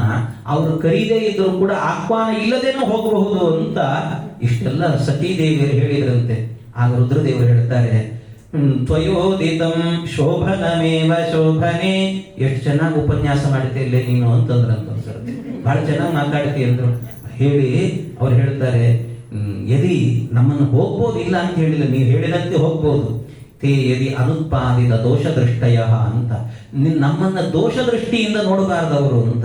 ಅಂದ್ರೆ ಕೆಲವರು ಇರ್ತಾರೆ, ಮನೆಗೆ ಹೋದ್ರೆ ಯಾವಾಗಲೂ ದೋಷ ದೃಷ್ಟಿಯಿಂದ ನೋಡ್ತಿರ್ತಾರಂತೆ. ಹೇಗೆ ಅಂದ್ರೆ ದೋಷ ದೃಷ್ಟಿ, ನಾವು ಬಚ್ಚಲು ಮನೆಗೆ ಹೋದ್ರು ಕೂಡ ಹಿಂದೆ ಬರ್ತಿರ್ತಾರೆ, ಎಲ್ಲಿ ಸೋಪ್ ಕಳತನ ಮಾಡಿಬಿಡ್ತಾರೋ ಅಂತ ಅವ್ರಿಗೆ ಭಯ. ಹಂಗಿರುತ್ತೆ. ಅಷ್ಟು ದೋಷ ದೃಷ್ಟಿಯಿಂದ ನೋಡೋರ ಮನೆಗೆ ಆಹ್ವಾನ ಕೊಟ್ಟರು ಹೋಗಬಾರದು ಅಂತ ಹೇಳ್ತಾರೆ. ಆದ್ರಿಂದ ನಮ್ಮನ್ನ ದೋಷ ದೃಷ್ಟಿಯಿಂದ ನೋಡುವವರು ನಾವು ಅವ್ರ ಮನೆಗೆ ಹೋಗೋದು ಬೇಡ ಅಂತ. ಸ್ವಾಮಿ ಬರೀ ನಮ್ಮಪ್ಪನ ಬೈತಾ ಇದ್ದೀರಿ ಆಹ್ವಾನ ಕೊಟ್ಟಿಲ್ಲ ಅಂತ. ಆವತ್ ನಮ್ಮಪ್ಪ ಬಂದಾಗ ಒಂದು ನಮಸ್ಕಾರ ಮಾಡ್ಬೋದಿತ್ತಲ್ಲ, ನಿಮ್ ಗಂಟೇನು ಹೋಗ್ತಿತ್ತು ಅಂದ್ರೆ ಆಗ ರುದ್ರದೇವರು ಹೇಳಿದ್ರು, ಸತ್ವಂ ವಿಶುದ್ಧಂ ವಸುದೇವ ಶಕ್ತಿತಂ ಅದೋಕ್ಷಜೋ ಮೇ ಮನಸಾ ವಿಧೀಯತೆ. ಮಹರುದ್ರದೇವರು ಹೇಳಿದಂತ ಮಾತು. ಸತಿ ನೀನ್ ಕೇಳ್ತಾ ಇದ್ದಿ ಅಂತ ಹೇಳ್ತೇನೆ, ನಾನು ಅವತ್ತು ನಮಸ್ಕಾರ ಮಾಡಬಾರದು ಅಂತ ನನಗೇನು ಇರ್ಲಿಲ್ಲ ಅಪೇಕ್ಷೆ, ಆ ರೀತಿ ಇರ್ಲಿಲ್ಲ. ಯಾಕೆ ಅಂದ್ರೆ ಮೊದಲನೇದು ನಮಸ್ಕಾರ ಅಂದ್ರೆ ವ್ಯಕ್ತಿಗಲ್ಲ, ಗುಹಾಶಯಾಯೈವನ ದೇಹ ಮಾನಿನೇ, ಯಾರಿಗೆ ನಮಸ್ಕಾರ ಮಾಡಿದ್ರು ಕೂಡ ಒಳಗಿರುವ ದೇವರಿಗೆ ಹೋಗಿ ಸೇರುತ್ತೆ ಹೊರತು ಹೊರಗಿನಂತ ವ್ಯಕ್ತಿಗಲ್ಲ ನಮಸ್ಕಾರ ಅನ್ನುವಂಥದ್ದು.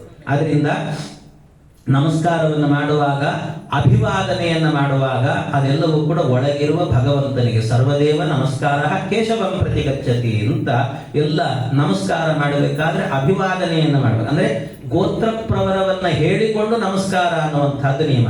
ಗೋತ್ರ ಪ್ರವರ ಹೇಳಿ ನಮಸ್ಕಾರ ಅಂತಂದ್ರೆ ಹೇಗೆ ಅಂದ್ರೆ, ಎಲ್ಲರೂ ಗೋತ್ರ ಪ್ರವರವನ್ನು ಹೇಳಬೇಕಾದ್ರೆ ಎಲ್ಲರೂ ಹೇಳೋದು ಸಾಮಾನ್ಯ ಹೀಗೆ, ಅಂದ್ರೆ ಚತುಸ್ಸಾಗರ ಪರ್ಯಂತಂ ಗೋಬ್ರಾಹ್ಮಣೇಭ್ಯ ಅಂತ ಹೇಳ್ತಾರೆ. ಹಿಡಿಯುವಾಗ ಕಿವಿಗಳನ್ನು ಹೀಗೆ ಕತ್ತರಿಯ ಆಕಾರದಲ್ಲಿ ಹಿಡಿ. ಆದ್ರೆ ಶಾಸ್ತ್ರ ಹೇಳುವಂತಹದ್ದು ಕತ್ತರಿಯಂತೆ ಹಿಡಿಬೇಡಿ ಅಂತ ಹೇಳುತ್ತೆ ಶಾಸ್ತ್ರ.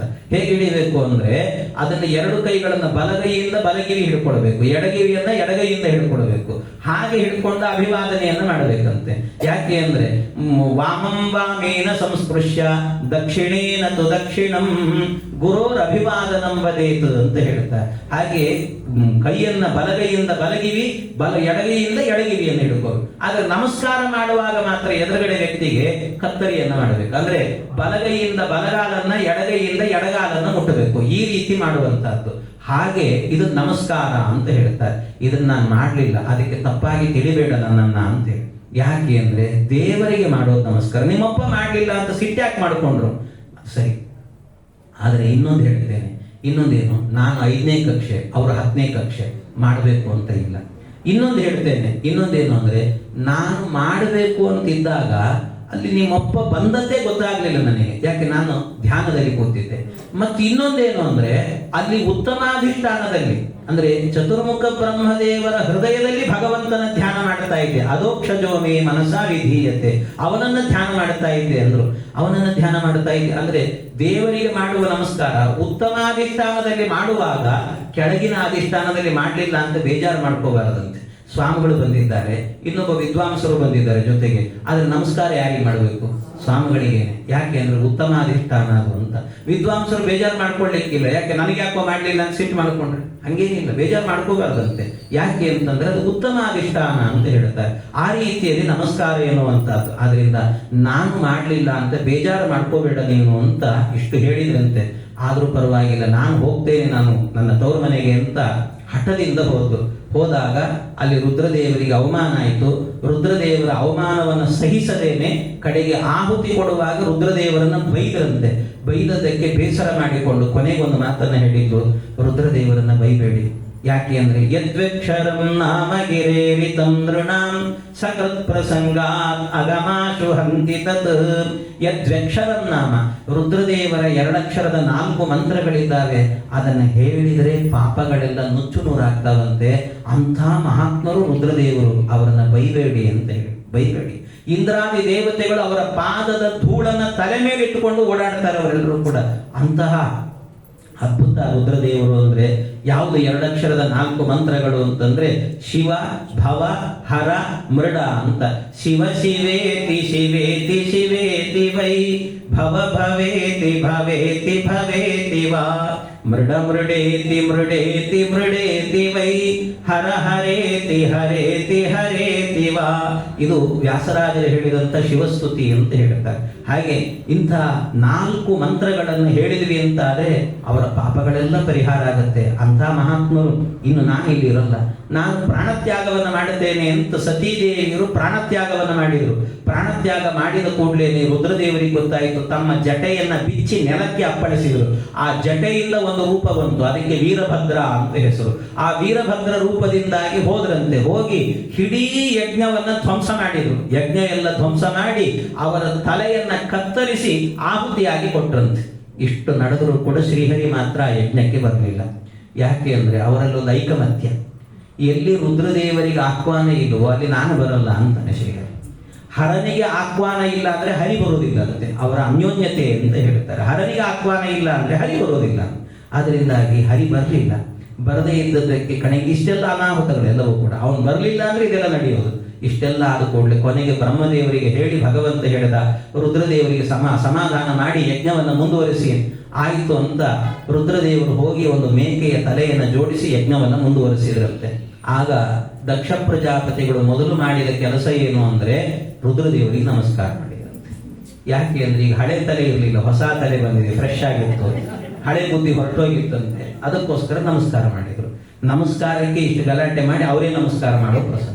ಆದ್ರಿಂದ ಯಾರು ಜೀವನದಲ್ಲಿ ನಮಸ್ಕಾರ ಮಾಡಿದಾಗಲೆಲ್ಲ ನನಗೆ ನನಗೆ ಅಂತ ಅಂದುಕೊಳ್ತಿರಲ್ಲ, ದೊಡ್ಡ ಅನಾಹುತ ಆಗತ್ತೆ ಅಂತ ತಿಳ್ಕೊಂಡ್ರು. ನಮಸ್ಕಾರ ಇದೆಯಲ್ಲ ಇಷ್ಟು ದಾಕ್ಷಿಣ್ಯಕ್ಕೆ ಒಳಪಡಿಸುತ್ತೆ ಅಂದ್ರೆ ನಮಸ್ಕಾರ ಹೇಳಲಿಕ್ಕೆ ಸಾಧ್ಯ ಇಲ್ಲ. ನಮಸ್ಕಾರದ ವಿಚಿತ್ರತೆಯನ್ನ. ಯಾಕೆಂದ್ರೆ ಮಹಾಭಾರತದಲ್ಲಿ ಒಂದು ಕಥೆ ಬರ್ತದೆ. ಮಹಾಭಾರತದಲ್ಲಿ ಈ ಅರ್ಜುನ ಸನ್ಯಾಸಿ ವೇಷದಲ್ಲಿ ಬರ್ತಾರೆ. ಸನ್ಯಾಸಿ ವೇಷದಲ್ಲಿ ಚಾತುರ್ಮಾಸ್ಯಕ್ಕೆ ಅಂತ ಕೂತ್ಕೊಳ್ಳಿಕ್ಕೆ ಅಂತ ಬಂದಾಗ ಆಗ ಬಲರಾಮ ಕೃಷ್ಣ ಇಬ್ರು ಇದ್ರಂತೆ. ಬಲರಾಮ ಹೋಗಿ ನಮಸ್ಕಾರ ಮಾಡಿದ, ಸನ್ಯಾಸಿಗಳು ಬಂದರು ಅಂತ. ನಮಸ್ಕಾರ ಮಾಡಿದ ಕೂಡಲೇ ಈ ಅರ್ಜುನ ಸನ್ಯಾಸಿ ವೇಷದಲ್ಲಿ ಬಂದಿದ್ನಲ್ಲ, ಅವನೇನ್ ಮಾಡಿದ, ತಿರುಗಿ ನಮಸ್ಕಾರ ಮಾಡಿಬಿಟ್ಟಂತೆ ಬಲರಾಮನಿಗೆ. ಕೃಷ್ಣನಿಗೆ ಮಾಡಲಿಲ್ಲ. ಮತ್ತೆ ತಿರುಗಿ ಬಲರಾಮನಿಗೆ ನಮಸ್ಕಾರ ಮಾಡಿದ್ರೆ ಅವನೇ ಹೇಳಿದ, ಬಲರಾಮ ನೀವೆಲ್ಲೂ ಹೋಗ್ಬೇಡ್ರಿ, ಚಾತುರ್ಮಾಸ್ಯ ನಮ್ಮ ದ್ವಾರಕೆಯಲ್ಲೇ ಕೂತ್ಕೊಳ್ರಿ ಅಂತ ಅನ್ನಂತ. ಇಲ್ಲೇ ಇದ್ದು ಬಿಡ್ರಿ ನೀವು ಅಂತ. ನಮಸ್ಕಾರದ ಮಹಿಮೆ ಇದೆ ಎಲ್ಲವೂ ಕೂಡ. ಕಡೆ ಕೃಷ್ಣ ಹೇಳಿದ, ಬ್ಯಾಡ ಮರ ಹಿಂಗೆಲ್ಲ ಕೂಡಿಸ್ಬೇಡ, ಅವ್ನು ನೋಡಿದ್ರೆ ಸ್ವಲ್ಪ ಹೆಂಗಾಗಿದ್ದಾನೆ ಸನ್ಯಾಸಿ, ನಮ್ಮಲ್ಲಿ ಬೇರೆ ಮದುವೆ ಆಗ್ತಿರೋ ಹುಡುಗಿ ಇದ್ದಾಳೆ, ಬೇಡ ಇಲ್ಲಿ ಕೂಡಿಸ್ಬೇಡ ಅಂತ ಈ ಕೃಷ್ಣ. ಇವನ್ ಕೇಳಲ್ಲ, ಇಲ್ಲ ಇಲ್ಲೇ ಕೂಡಿಸ್ತೀನಿ, ನನಗೆ ನಂಬಿಕೆ ಇದೆ, ಯಾಕೆ ನನಗೆ ನಮಸ್ಕಾರ ಮಾಡಿದ್ದಾನೆ, ನಿನಗೆ ಸಿಟ್ಟು ಅಂತಂದ್ರೆ ನಿನ್ನ ಹಣೆ ಬರ ಕೂಡಿಸುವ ಅಂತಂದ ಕೃಷ್ಣ. ಮತ್ತೆ ಕಡೆ ಹೇಳಿದ, ಕೃಷ್ಣನಿಗೆ ಹೇಳಿದ, ನೋಡು ಅವನನ್ನು ಕೂಡಿಸಿದ್ದೀನಿ, ಅವನಿಗೆ ಏನು ಸೇವೆ ಬೇಕು ಅದಕ್ಕೆಲ್ಲ ವ್ಯವಸ್ಥೆ ಮಾಡು ಅಂತ ಕೃಷ್ಣನಿಗೆ ವಹಿಸ್ಬಿಟ್ಟ. ಇವ್ರಿಗೂ ಅದೇ ಬೇಕಾಗಿತ್ತು. ಅದಕ್ಕೆ ಸುಭದ್ರೇನ್ ಕರೆದ, ನೀನೇ ಅವಳು ಸೇವೆ ಮಾಡು ಅಂತ ಅಂದ್ಬಿಟ್ಟ.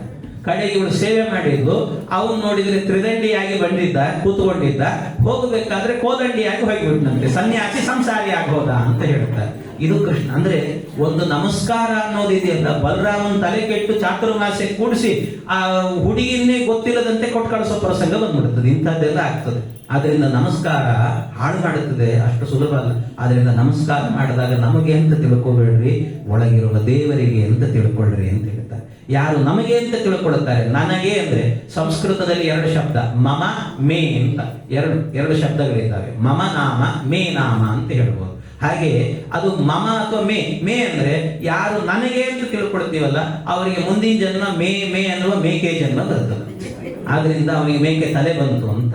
ಹಾಗೆ ಇದು ನಮಸ್ಕಾರದ ಘಟನೆ ಅನ್ನೋದನ್ನ, ಅದರಿಂದ ನಮಸ್ಕಾರ ನಮಗಲ್ಲ ದೇವರಿಗೆ ಅಂತ ತಿಳಿಬೇಕು. ಇದು ಪ್ರಸೂತಿ ದೇವಿಯರ ಚರಿತ್ರೆ. ಇದಾದ್ಮೇಲೆ ಉತ್ತಾನಪಾದನ ಚರಿತ್ರೆ ಬಂದಿದೆ. ಉತ್ತಾನಪಾದನಿಗೆ ಸುರುಚಿ ಸುನೀತಿ ಅಂತ ಇಬ್ಬರು ಮಕ್ಕಳು, ಆ ಇಬ್ಬರು ಹೆಂಡಂದಿರು. ಆ ಇಬ್ಬರಲ್ಲೂ ಕೂಡ ಧ್ರುವ ಮತ್ತು ಉತ್ತಮ ಅಂತ ಇಬ್ಬರು ಮಕ್ಕಳಿದ್ರು. ಅದರಲ್ಲಿ ಈ ಧ್ರುವನಿಗೆ ಅಪ್ಪನ ತೊಡೆ ಮೇಲೆ ಕೂತ್ಕೊಳ್ಬೇಕು ಅಂತ ಆಸೆ ಆಯಿತು, ಬಿಡ್ಲಿಲ್ಲ, ಮಲತಾಡಿ. ಅದಕ್ಕೆ ಸಿಟ್ಟು ಬಂತು, ಕಾಡಿಗೆ ಹೋಗಿ ತಪಸ್ಸು ಮಾಡಿ ನನ್ನ ಗರ್ಭದಲ್ಲಿ ಹುಟ್ಟಿ ಬಾ ಅಂತ ಹೇಳಿದಾಗ ತಾಯಿಯ ಹತ್ತಿರಕ್ಕೆ ಹೋದ್ರೆ ತಾಯಿ ಹೇಳಿದ್ರು, ಚಿಕ್ಕಮ್ಮನನ್ನ ಬೈಬೇಡ, ಕಾಡಿಗೆ ಹೋಗಿ ತಪಸ್ಸು ಮಾಡುವ. ಆಯ್ತು ಅಂತ ಕಾಡಿಗೆ ಹೋದ. ಕಾಡಿಗೆ ಹೋಗಿ ತಪಸ್ಸನ್ನ ಮಾಡಲಿಕ್ಕೆ ಶುರು ಮಾಡಿದ. ತಪಸ್ಸನ್ನ ಮಾಡುತ್ತಾ 6 ತಿಂಗಳು ಕಠಿಣವಾದಂತ ತಪಸ್ಸನ್ನ ಮಾಡಿ ಭಗವಂತನನ್ನು ಸಾಕ್ಷಾತ್ಕಾರ ಮಾಡಿಕೊಂಡಂತೆ. ದೇವರ ಸಾಕ್ಷಾತ್ಕಾರವನ್ನ ಮಾಡಿಕೊಂಡು ಭಗವಂತ ಒಲದ. ಆಗ ದೇವರು ಎದುರಲ್ಲಿ ಬಂದು ನಿಂತಾಗ ಮಾತು ಹೊರಟಲಿಲ್ಲ ಅಂತೆ. ಧ್ರುವನಿಗೆ ಮಾತು ಹೊರಟಲಿಲ್ಲ.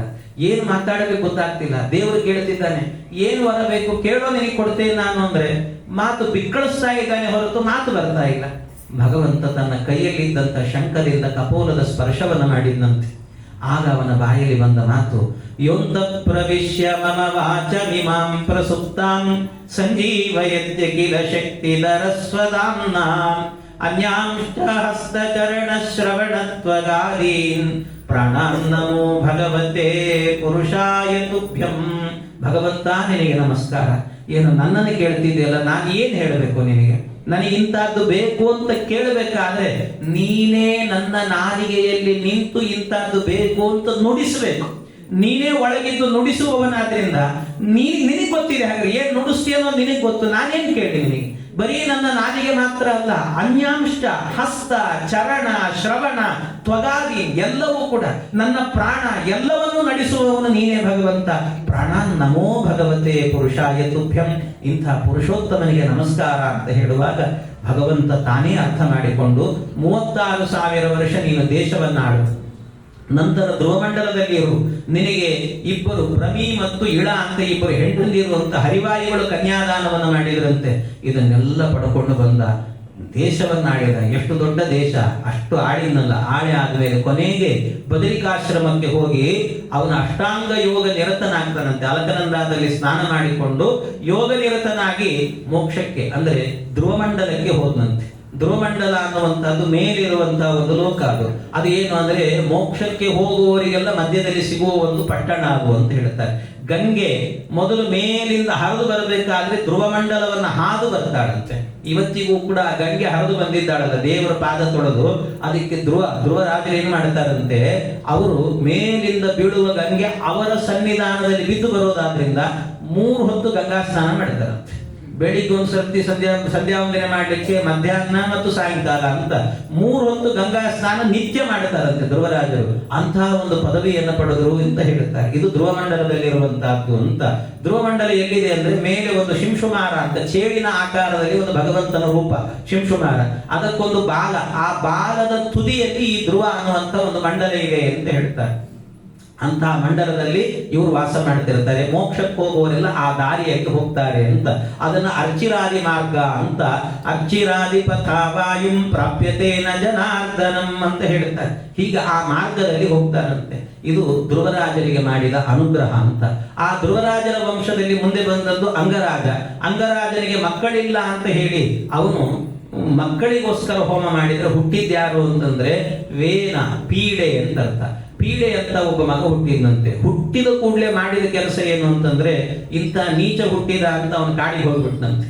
ಇವನನ್ನೇ ಸಿಂಹಾಸನದಲ್ಲಿ ಕೂಡಿಸಿದ್ರೆ ಈ ವೇನ ಮೊದಲೊಂದು ಶಾಸನ ಹೊರಡಿಸಿದ. ನ ಯಷ್ಟವ್ಯಂ ನ ಹೋತವ್ಯಂ ನ ದಾತವ್ಯಂ ದ್ವಿಜಾ ಕ್ವಚಿತ್. ಅವನು ಹೇಳಿದ, ಜಗತ್ತಿನಲ್ಲಿ ಎಲ್ಲೂ ಕೂಡ ಯಾರೂ ಹೋಮವನ್ನ ಮಾಡಬೇಡ್ರಿ, ದೇವರ ಪೂಜೆಯನ್ನು ಮಾಡಬೇಡ್ರಿ, ವೇದಾಧ್ಯಯನವನ್ನು ಮಾಡಬೇಡ್ರಿ, ಎಲ್ಲಿಯಾದ್ರೂ ಪಾಠಶಾಲೆಗಳಿದ್ರೆ ಬೀಗ ಹಾಕ್ರಿ ಅದಕ್ಕೆ. ಎಲ್ಲ ಇಂಥ ಶಾಸನ ಹೊರಡಿಸಿದಂತೆ. ಇದೆಲ್ಲ ಮೂಢನಂಬಿಕೆ ಅಂತ ಹೇಳಿದ. ಇಂಥ ಮೂಢನಂಬಿಕೆ ಕಾಯಿದೆಯನ್ನ ಮೊದಲು ತಂದಂತ ವ್ಯಕ್ತಿ ವೇನ.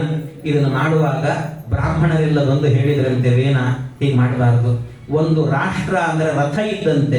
ಆ ರಥ ಮುಂದೆ ಹೋಗಬೇಕು ಅಂದ್ರೆ 4 ಚಕ್ರಗಳು ಬೇಕು.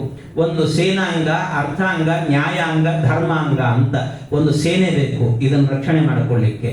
ಇನ್ನೊಂದೇನು ಅಂದ್ರೆ ನ್ಯಾಯಾಂಗ, ಇದು ನ್ಯಾಯ ಇದು ಅನ್ಯಾಯ ಅನ್ನೋ ವ್ಯವಸ್ಥೆ ಬೇಕು. ಅದರ ಜೊತೆಗೆ ಅರ್ಥಾಂಗ, ಆಪತ್ಕಾಲದಲ್ಲಿ ಧನ ಸಂಪತ್ತು ಎನ್ನುವಂತದ್ದು ಬೇಕು. ಧರ್ಮಾಂಗ, ಕಾಲ ಕಾಲಕ್ಕೆ ಧರ್ಮ ಕಾರ್ಯಗಳು, ಹೋಮ ಹವನಗಳೆಲ್ಲ ನಡೀಬೇಕು. ಇದನ್ನು ನಿಲ್ಲಿಸಬೇಡ ಅಂತ ಹೇಳಿದ್ರಂತೆ. ಆಗ ಅವನು ಹೇಳಿದ, ಆಯ್ತು ಹಾಗಾದ್ರೆ ಮುಂದುವರಿಸ್ರಿ ಎಂದ. ಆದ್ರೆ ಮುಂದುವರಿಸ್ರಿ, ಒಂದು ವ್ಯತ್ಯಾಸ ಮಾಡಿಕೊಳ್ಳ್ರಿ. ಇನ್ನು ಮುಂದೆ ದೇವರ ಪೂಜೆ ಮಾಡಬೇಕು ಅಂದ್ರೆ ದೇವರ ಪೂಜೆ ಮಾಡಬೇಡ್ರಿ, ದೇವರ ದೇವಸ್ಥಾನದಲ್ಲಿ ವಿಗ್ರಹಗಳನ್ನು ಒಡೆದು ಹಾಕ್ರಿ, ನನ್ನ ವಿಗ್ರಹ ಸ್ಥಾಪನೆ ಮಾಡ್ರಿ. ನೀವು ಹಾಲಿನ ಅಭಿಷೇಕ ಮಾಡ್ತೀರಾ, ನನಗೆ ಮಾಡ್ರಿ. ಮೊಸರಿನ ಅಭಿಷೇಕ ನನಗೆ ಮಾಡ್ರಿ. ಜೇನುತುಪ್ಪ ನನಗೆ ಮಾಡ್ರಿ. ಎಣ್ಣೀರ ಅಭಿಷೇಕ ನನಗೆ ಮಾಡ್ರಿ. ಮಂಗಳಾರತಿ ನನಗೆ ಮಾಡ್ರಿ. ಎಲ್ಲ ನನಗೆ ಮಾಡ್ರಿ ಎಂದ. ಯಾರೋ ಒಬ್ಬ ತಲೆ ಕೆಟ್ಟ ಬ್ರಾಹ್ಮಣ ನಿಂತಿದ್ದ, ಕೇಳಿದ್ನಂತೆ, ಸ್ವಾಮಿ ನಾ ಶ್ರಾದ್ದ ಮಾಡಬೇಕು, ನನಗೆ ಮಾಡ್ರಿ ಅಂತ ಮಾಡಿ ತಿಳ್ಕೋದು ಅಂತ ಒಂದ್ಸರ್ತಿ ಹುಂಕಾರ ಮಾಡಿದ್ರಂತೆ. ಹುಂಕಾರ ಮಾಡಿದ ಕೂಡಲೇ ಎದೆ ಒಡೆದು ಸತ್ನಂತೆ ಅವನು. ಈ ರೀತಿ ಆ ವೇದನ ಸಾವಾಯಿತು. ಅವನ ದೇಹವನ್ನ ಮಥನ ಮಾಡಿದಾಗ ಆಗ ಬಂದವನೇ ಪೃಥು ಎನ್ನುವಂತ ಒಬ್ಬ ಚಕ್ರವರ್ತಿ. ಪೃಥು ಚಕ್ರವರ್ತಿ ಬರ್ತಾನೆ. ಆ ಪೃಥು ಚಕ್ರವರ್ತಿ ಅವನದ್ದು ಒಂದು ಅದ್ಭುತವೇ. ಅವನು ಬಂದಾಗ ಅವನ ಸಿಂಹಾಸನದಲ್ಲಿ ಕೂಡಿಸಿದ್ರು. ಅವನಿಗೆ ಹೇಳಿ, ಮೊದಲೇ ಬಂದವರೆಲ್ಲ ಹೊಗಳು ಭಟ್ಟರು ಅಂತಿದ್ರು, ಕೆಲವರು ಹೊಗಳುತ್ತಾ ನಿಂತ್ರಂತೆ ಅವನನ್ನ. ಆಗ ಅವನು ಕೇಳ್ತಾನೆ, ಹೇ ಸೂತ ಹೇ ಮಾಗದ ಸೌಮ್ಯ ಬಂದಿನ್, ಯಾಕೋ ನನ್ನನ್ನು ಹೊಗಳುತ್ತಾ ಇದ್ದೀರಿ ನೀವು ಅಂತ ಕೇಳಿದ. ಯಾಕೆ ಹೊಗಳುತ್ತಿದ್ದೀರಿ? ನಾ ಇನ್ನೂ ಈಗ ತಾನೇ ಕೂತೀನಿ ಸಿಂಹಾಸನದಲ್ಲಿ, ಇನ್ನೂ ಒಂದು ಸತ್ಕರ್ಮವೂ ಮಾಡಿಲ್ಲ, ಆಗ್ಲೇ ಹೊಗಳುತ್ತಿರಲಿಲ್ಲ, ಯಾಕೆ ಅಂತ ಕೇಳಿದ. ಅದಕ್ಕೆ ಅವ್ರು ಹೇಳಿದ್ರು, ನಮಗದೆಲ್ಲ ಗೊತ್ತಿಲ್ಲ, ನಮಗೆ ಇಲ್ಲಿ ಹೊಗಳೋದಕ್ಕೆ ಸಂಬಳ ಕೊಡೋದು, ಅದಕ್ಕೆ ಹೊಗಳುತ್ತಿದ್ದೀವಿ ಅಂದ್ರೆ ಅವರು. ಹಂಗೆಲ್ಲ ಮಾಡಬೇಡ್ರಿ.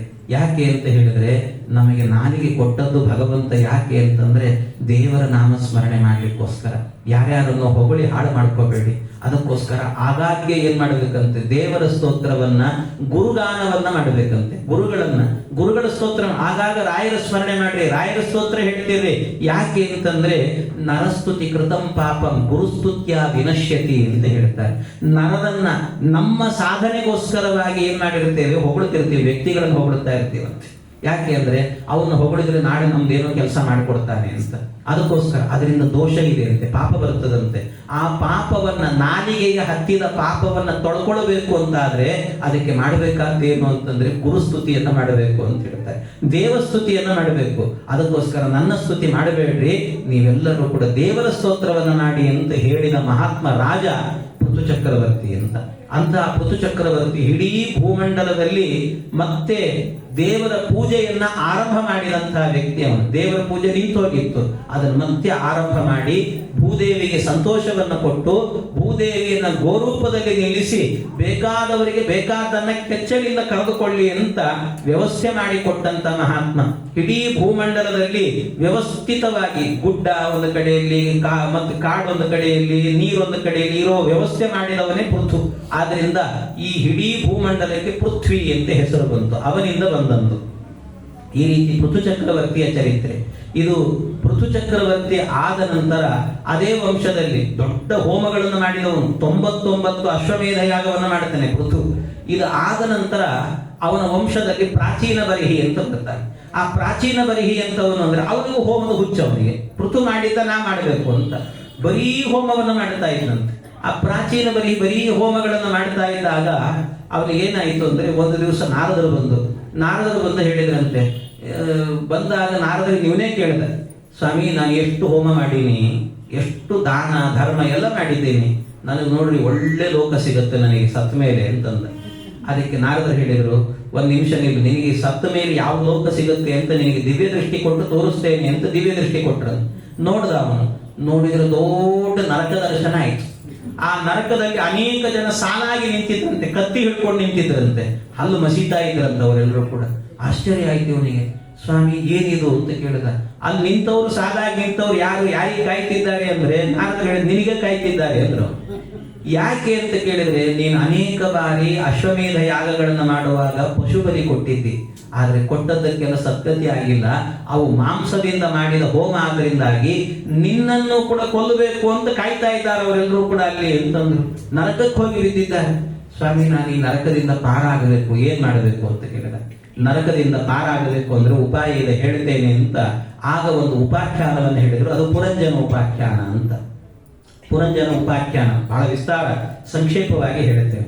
ಒಬ್ಬ ಪುರಂಜನ ಅಂತ ಒಬ್ಬ ರಾಜ ಇದ್ದ.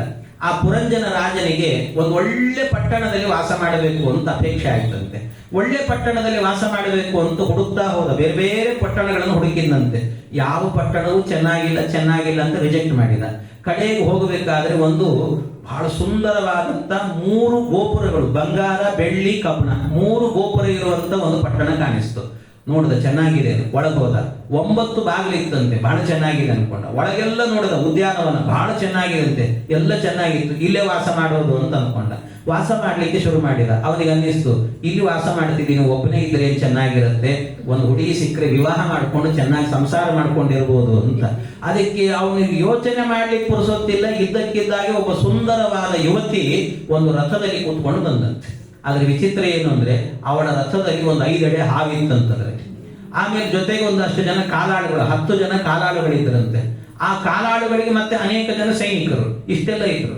ಇವಳನ್ನು ನೋಡಿದ್ರೆ ಮದುವೆ ಆಗಬೇಕು ಅಂತ ಅನಿಸ್ತಾ ಇದೆ, ಹೇಗ್ ಮಾಡೋದು ಅಂತ ಅನ್ಕೊಂಡ. ಎದುರಿಗೆ ಬಂದು ರಥ ಅವನ ಎದುರಿಗೆ ನಿಂತ್ಕೊಡದಂತೆ. ನಿಂತು ಕೂಡ್ಲೇನೆ ಇವನೇ ಕೇಳಿದಂತೆ, ಯಾರು ನೀನು, ನಿನ್ ಹೆಸರೇನು, ನಿನ್ ಕುಲ ಏನು, ನಿನ್ ಗೋತ್ರ ಏನು ಅಂದ್ರೆ ಅವ್ನ ಮದುವೆಗೆ ಏನೇನ್ ಬೇಕೋ ಎಲ್ಲ ಕೇಳ್ಕೊಂಡ. ಪಾಪ ಅಂತೂ ಎಲ್ಲ ಕೇಳಿದ್ರೆ ಅವಳು ಹೇಳಿದ್ದಂತೆ, ನನ್ನ ಗೋತ್ರ ಗೊತ್ತಿಲ್ಲ, ನಮ್ಮ ಅಪ್ಪನ ಹೆಸರು ಗೊತ್ತಿಲ್ಲ, ನನ್ನ ಕುಲ ಗೊತ್ತಿಲ್ಲ, ನನ್ನ ನಕ್ಷತ್ರ ಗೊತ್ತಿಲ್ಲ, ನನ್ನ ರಾಶಿ ಗೊತ್ತಿಲ್ಲ, ಏನು ಕೊನೆಯವನೇ ಹೇಳಿದ, ಏನ್ ಗೊತ್ತು ಅಷ್ಟನ್ನೇ ಹೇಳಿಬಿಡು ಅಂದ. ಅದಕ್ಕೆ ನನ್ನ ಹೆಸರು ಗೊತ್ತು, ಏನು, ಪುರಂಜನಿ ಅಂತ.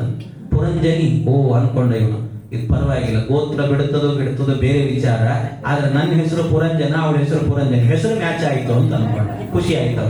ಮದುವೆ ಆಗಬೇಕು ಅಂತ ಮನಸ್ಸಲ್ಲಿ ಅನ್ಕೊಂಡ. ಅವಳೇ ಹೇಳಿದ್ಲಂತೆ ಕಡೆಗೆ, ಇಲ್ಲ ನಾನೊಬ್ಬ ಶುದ್ಧ ಒಳ್ಳೆ ವರ ಸಿಕ್ಕರೆ ಮದುವೆ ಮಾಡ್ಕೋಬೇಕು ಅಂತಿತ್ತು, ನಿನ್ನನ್ನು ನೋಡಿದ್ರೆ ಚೆನ್ನಾಗಿದ್ದೆ ಮಾಡ್ಕೊಳ್ತೀಯ ಅಂತ ಅವಳೇ ಕೇಳಿದ್ಲಂತೆ.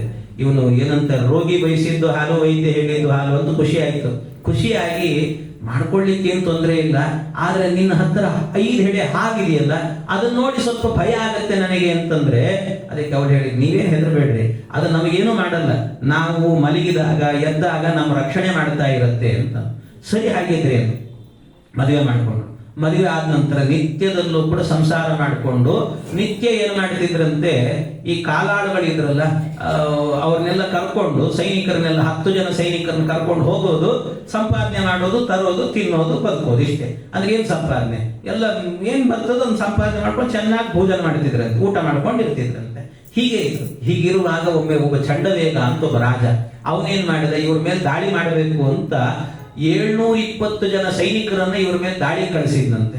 ಕಳಿಸಿದ ಕೂಡಲೇ ಅವರೆಲ್ಲ ಬಂದ್ರು, ಆಕ್ರಮಣ ಮಾಡಿದ್ರು. ಗೊತ್ತಾಗ್ಲಿಲ್ಲ ಇವನಿಗೆ, ಮಾಡ್ತಾನೇ ಇದ್ರಂತೆ, ಆಕ್ರಮಣ ನಡೀತಾನೆ ಇದೆ. ಇಷ್ಟು ನಡೀತಾ ಇರ್ಬೇಕಾದ್ರೂ ಒಬ್ಬ ಕುರೂಪಿಯಾದ ಕನ್ಯೆ ಬಂದಂತೆ. ಕುರೂಪಿ ಕನ್ಯೆ ಬಂದು ಎಲ್ಲರನ್ನೂ ಕೇಳ್ತಿದ್ರು, ನನ್ನನ್ನು ಮದುವೆ ಮಾಡ್ಕೋ, ನನ್ನನ್ನು ಮದುವೆ ಮಾಡ್ಕೋ ಅಂತ. ಎಲ್ಲರೂ ಕುರೂಪಿನ ಯಾರು ಮಾಡ್ಕೊಳ್ತಾರೆ, ಇಲ್ಲ ಇಲ್ಲ ಅಂತ ರಿಜೆಕ್ಟ್ ಮಾಡ್ತಿದ್ರಂತೆ. ಯಾರು ಮದುವೆ ಮಾಡ್ಕೊಳ್ಳಿಲ್ಲ. ಮಾಡ್ಕೊಳ್ಳೋದೇ ಇದ್ದಾಗ ಇವನ ಹತ್ರ ಬಂದ್ರು, ಕೇಳಿದ್ರೆ ನಾನ್ ಮಾಡ್ಕೊಳ್ಳೋಲ್ಲ. ಸಿಟ್ಟು ಬಂತು. ಕಡೆಗೆ ಆ ಕುರೂಪಿ ಏನ್ ಮಾಡಿದ್ದು, ಯವನನ ಬಳಿಗೆ ಹೋದಂತೆ, ಯವನ ರಾಜ ಅಂತ. ಆ ಯವನ ರಾಜನ ಬಳಿಗೆ ಹೋದಾಗ ಯವನ ರಾಜನ್ನೇ ಕೇಳಿದ್ದು, ನನ್ನನ್ನು ಮದುವೆ ಮಾಡ್ಕೊ. ಆ ಯವನ ರಾಜ ಹೇಳಿದಂತೆ, ನಿನ್ನನ್ನು ನಾನು ಮದುವೆ ಮಾಡ್ಕೊಳ್ಳಲ್ಲ, ನನ್ನ ತಂಗಿ ಸ್ಥಾನ ಕೊಡ್ತೀನಿ ನಿನಗೆ. ಆ ತಂಗಿ ಸ್ಥಾನ ಹೇಳಿ ಅವ್ಳು ಬೇಡ ಅಂದ್ರು, ನನಗೆ ತಂಗಿ ಬೇಡ, ನನಗೆ ಗಂಡನೇ ಬೇಕು ಅಂತ. ಅದಕ್ಕೆ ಹೇಳಿದ್ರು, ನೀನ್ ನನ್ನ ತಂಗಿ ಆದ್ರೆ ಜಗತ್ನಲ್ಲಿ ಇರೋರ್ನೆಲ್ಲ ಮದುವೆ ಮಾಡ್ಕೊಳ್ಳೋ ಅವಕಾಶ ಕಲ್ಪಿಸಿ ಕೊಡ್ತೀನಿ ಅಂತ. ಅದು ಹೆಂಗೆ, ನಾನ್ ಮಾಡ್ತೀನಿ ಅಂತಂದ್ರು. ವರ ಕೊಟ್ಟನಂತೆ ಆ ಯವನ. ಕೊಟ್ಟು, ಆದ್ರೆ ನೀನ್ ಮದುವೆ ಮಾಡ್ಕೊಂಡದ್ದು ಅವ್ರಿಗೆ ಗೊತ್ತಾಗಬಾರ್ದು, ಕೊನೆಗೆ ನೀನು ಒಬ್ಬ ಹೆಂಡತಿ ಇದ್ದಿ ಅಂತ ಗೊತ್ತಾಗ್ಬೇಕು ಅವ್ರಿಗೆ, ಹಂಗ್ ಮಾಡ್ಕೊ ನೀನು ಅಂದ್ರು. ಸರಿ ಅಂತ ಕಂಡವ್ರನ್ನೆಲ್ಲ ಮದುವೆ ಮಾಡ್ಕೊಂಡಂತೆ. ಕಡೆಗೆ ಯವನ ರಾಜ ಏನ್ ಮಾಡಿದ ಅಂದ್ರೆ, ಈ ಪುರಂಜನನ್ನು ಮದುವೆ ಮಾಡ್ಕೊಂಡಿದ್ದು. ಯವನ ರಾಜ ತನ್ನ ಸೈನ್ಯವನ್ನೆಲ್ಲ ಕಟ್ಟಿಕೊಂಡು ಬಂದ, ಈ ಪುರಂಜನನನ್ನು ಹೊಡೆದಂತೆ. ಹೊಡೆಯುವಾಗ 10 ಜನ ಸೈನಿಕರಿದ್ರಲ್ಲ, ಒಬ್ಬೊಬ್ರು ಬರ್ತಿದ್ರಂತೆ, ಹೋರಾಟ ಮಾಡಿದ್ರು. ಅವರೆಲ್ಲ ಸತ್ರು. ಸತ್ತ ನಂತರ ಕೊನೆ ತನಕ ಹೋರಾಟ ಮಾಡಿದ್ದು ಯಾರು ಅಂದ್ರೆ 5 ಹೆಡೆ ಹಾವಂತೆ. 5 ಹೆಡೆ ಹಾವು ಹೋರಾಟ ಮಾಡಿದ್ದು. ಕಡೆಗೆ ಇವನು, ಅವನಿಗೊಬ್ಬ ಆಪ್ತ ಸ್ನೇಹಿತ ಇದ್ದ. ಆಪ್ತ ಸ್ನೇಹಿತ, ಆ ಆಪ್ತ ಅವಿಜ್ಞಾತ ಅಂತ ಹೆಸರು. ಆ ಅವಿಜ್ಞಾತ ಅನ್ನುವಂತ ಸ್ನೇಹಿತನನ್ನು ಮರೆತು ಬಿಟ್ಟಿದ್ದ. ಸ್ನೇಹಿತನ್ನೇ ನೆನಪಿಟ್ಕೊಂಡಿಲ್ಲ, ನನ್ನನ್ನೇ ನೆನಪಿಟ್ಕೊಳ್ತಾನೆ ಅಂತ ಆ ಹಾವೇನ್ ಮಾಡಿದಂತೆ, 9 ಬಾಗಿಲಿತ್ತಲ್ಲ, 1 ಬಾಗಿಲಿಂದ ಹೊರಗೆ ಹೋಗಿಬಿಟ್ಟಿದಂತ. ಆಗ ಇವನು ಬಿದ್ದು ಹೋದ, ಪುರಂಜನ. ಅವನು ಬಿದ್ದ. ಸಾಯುವಾಗ ಏನ್ ಮಾಡಿದಂತೆ, ಸಾಯ್ತಾ ಇದ್ದಾನೆ. ಸಾಯುವ ಕಾಲದಲ್ಲಿ, ಅಯ್ಯೋ ನಾನು ಹೋದ್ರೆ ನನ್ನ ಹೆಂಡತಿನ ಯಾರು ನೋಡ್ಕೊಳ್ತಾರೆ ಅಂತ ಹೆಂಡತಿ ಅನ್ಕೊಂಡು ಸತ್ತ. ಅವನು ಸತ್ತ ಏನಾಯ್ತು ಅಂದ್ರೆ, ಮುಂದಿನ ಜನ್ಮದಲ್ಲಿ ಹೆಣ್ಣಿನ ಜನ್ಮವೇ ಬಂತು. ಆ ಹೆಂಡತಿಯು ಕೂಡ ಸಾಯುವಾಗ ಗಂಡ ಅನ್ಕೊಂಡು ಸತ್ತಂತೆ. ಅವಳಿಗೆ ಗಂಡಿನ ಜನ್ಮ ಬಂತು. ಇವನಿಗೆ ಹೆಣ್ಣಿನ ಜನ್ಮ ಬಂದಾಗ ವೈದರ್ಭಿ ಅಂತ ಹೆಸರು, ಅವಳಿಗೆ ಮಲಯಧ್ವಜ ಅಂತ ಹೆಸರು. ದೈವವಶಾತ್ ಆ ಕಾಲದಲ್ಲಿ ಇಬ್ಬರಿಗೂ ವಿವಾಹ ಆಯಿತು. ಮತ್ತೆ ವಿವಾಹ ಆದಾಗ ಈ ವೈದರ್ಭಿ ಏಕಾಂತದಲ್ಲಿ ಕೂತ್ಕೊಂಡು ಪೆಚಾಡ್ಕೊಂಡು, ಅಯ್ಯೋ ಏನಿದು, ನಾನಿನ್ನೂ ಉದ್ಧಾರ ಆಗ್ಲಿಲ್ಲ ಅಂತ ತುಂಬಾ ದುಃಖ ಪಟ್ಕೊಂಡು ಕೂತಿರುವಾಗ ಆ ಅವಿಜ್ಞಾತ ಅನ್ನುವ ಸ್ನೇಹಿತ ಇದ್ನಲ್ಲ, ಅವನು ಬಂದಂತೆ. ಬಂದು ಹೇಳಿದ, ನನ್ನನ್ನು ಮರೆತದ್ರಿಂದ ನಿನಗೆ ಈ ಸ್ಥಿತಿ ಬಂದಿದೆ, ನನ್ನನ್ನು ಮರಿಬೇಡ, ನೀನು ಉದ್ಧಾರ ಆಗ್ತಿ ಅಂದಾಗ ಅವನನ್ನು ನೆನಪಿಸ್ಕೊಂಡು ಯಾವಾಗಲೂ ಸ್ಮರಣೆ ಮಾಡಿಕೊಂಡು ಅವನಿಗೆ ಅನುಗ್ರಹ ಆಯಿತಂತೆ, ಮೋಕ್ಷಕ್ಕೆ ಹೋದ ಅಂತ. ಇಷ್ಟು ಪುರಂಜನೋಪಾಖ್ಯಾನ ಅಂತ ಕತೆ ಹೇಳಿದ್ರು. ನಾರದರು ಈ ಕತೆ ಹೇಳುವಾಗ ಪ್ರಾಚೀನ ಬರಿಗೆ ಕೇಳ್ತಾನೆ, ಸ್ವಾಮಿ ಏನ್ ಕತೆ ಹೇಳಿದ್ರಿ ನೀವು? ನಾನ್ ನರಕದಿಂದ ಪಾರಾಗಬೇಕು ಅಂದ್ರೆ ಪುರಂಜನ ಮದುವೆ ಮಾಡ್ಕೊಂಡದ್ದು, ಅವನೇನೋ ತಿಂದದ್ದು ತಗೊಂಡು ನಾನೇನ್ ಮಾಡ್ಲಿ? ಇಲ್ಲಿ ತನಕ ಹೇಳಿದ ಕತೆ ಅರ್ಥ ಆಗ್ಲಿಲ್ಲ. ಏನಿದೆ ಅರ್ಥ ಆಗ್ಲಿಕ್ಕೆ? ಇಲ್ಲಿ ತನಕ ಹೇಳಿದ ಕತೆ ಪುರಂಜನನ ಕತೆ ಅಲ್ಲೋ, ನಿಂದೇ ಕತೆ ಅಂದ್ರು. ನಿಂದೇ ಕತೆ ಅಂದ್ರೆ ಆಶ್ಚರ್ಯ ಆಯ್ತು. ನಂದು ಅವನದಷ್ಟೇ ಅಲ್ಲ, ನಮ್ಮೆಲ್ಲರ ಕತೆ ಅಂತ ಅರ್ಥ. ಪುರಂಜನ ಅಂತಂದ್ರೆ ಯಾರು ಅಂದ್ರೆ ಜೀವ ಅಂತ ಅರ್ಥ. ಪುರಂಜನ ಅನ್ನೋರು ಜೀವ. ಆ ಜೀವ ಏನ್ ಮಾಡ್ತಾನೆ ಅಂತಂದ್ರೆ, ಒಳ್ಳೆ ಪಟ್ಟಣದಲ್ಲಿ ವಾಸ ಮಾಡಬೇಕು ಅಂತ ಹುಡುಕ್ತಾ ಬರ್ತಾನೆ. ಎಲ್ಲ ರಿಜೆಕ್ಟ್ ಮಾಡಿದಂತೆ, ಇದು ಚೆನ್ನಾಗಿಲ್ಲ, ಇದು ಚೆನ್ನಾಗಿಲ್ಲ ಅಂತ. ಕೊನೆಗೆ ಸಿಕ್ಕ ಪಟ್ಟಣ ಯಾವುದು ಅಂದ್ರೆ ಮನುಷ್ಯ ದೇಹ ಅಂತ. ಏಸು ಕಾಯಂಗಳ ಕಳೆದು 84 ಲಕ್ಷ ಜೀವ ರಾಶಿಯನ್ನು ದಾಟಿ ಬಂದ ಈ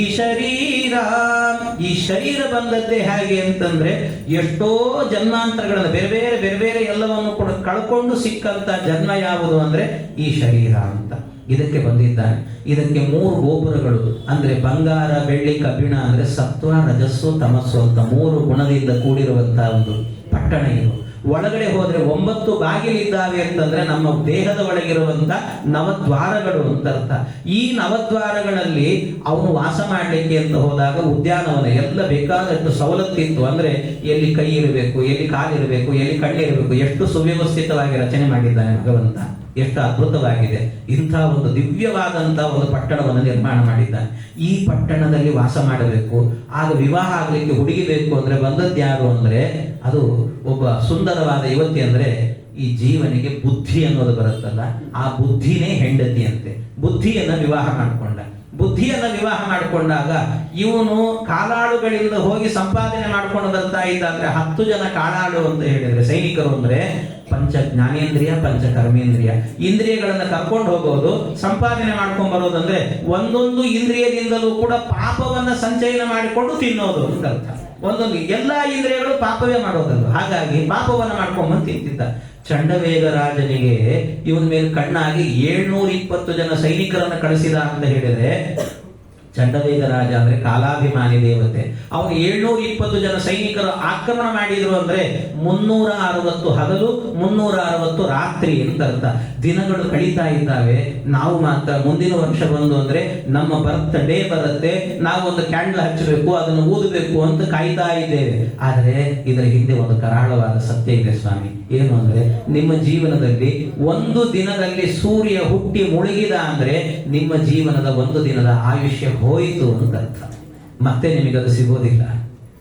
ಅದು ನಂದತ್ಯುದಿತ ಆದಿತ್ಯೆ ನಂದತ್ಯಸ್ತಮಿತೆ ರವು ಆತ್ಮ ಅನ್ನೋ ನವಬುದ್ಧಿಯಂತೆ. ಸೂರ್ಯ ಹುಟ್ಟುವಾಗ ಕೆಂಪಾಗಿದ್ದಾನೆ ಅಂತ ನೋಡಿ ಖುಷಿ ಪಡ್ತಿದ್ದೇವೆ, ಸೂರ್ಯ ಮುಳುಗುವಾಗ ಸನ್ಸೆಟ್ ಅಂತ ಖುಷಿಯಲ್ಲಿ ಫೋಟೋ ತೆಗೆಸ್ಕೊಳ್ತಿದ್ದೀವಿ. ಆದ್ರೆ ಇದ್ರ ಹಿಂದೆ ಕರಾಳ ಸತ್ಯ ಇದೆ. ನಮ್ಮ ಆಯುಷ್ಯ ಮುಗಿತಾ ಇದೆ, ಇದನ್ನ ಅರ್ಥ ಮಾಡಿಕೊಳ್ಳ್ರಿ ಅಂತ ಹೇಳ್ತಾರೆ. ಈ ಕಾಲಾಭಿಮಾನಿ ದೇವತೆ ನಮ್ಮ ಆಯುಷ್ಯವನ್ನ ಕ್ಷೀಣ ಮಾಡ್ತಾ ಇರ್ತಾನಂತೆ.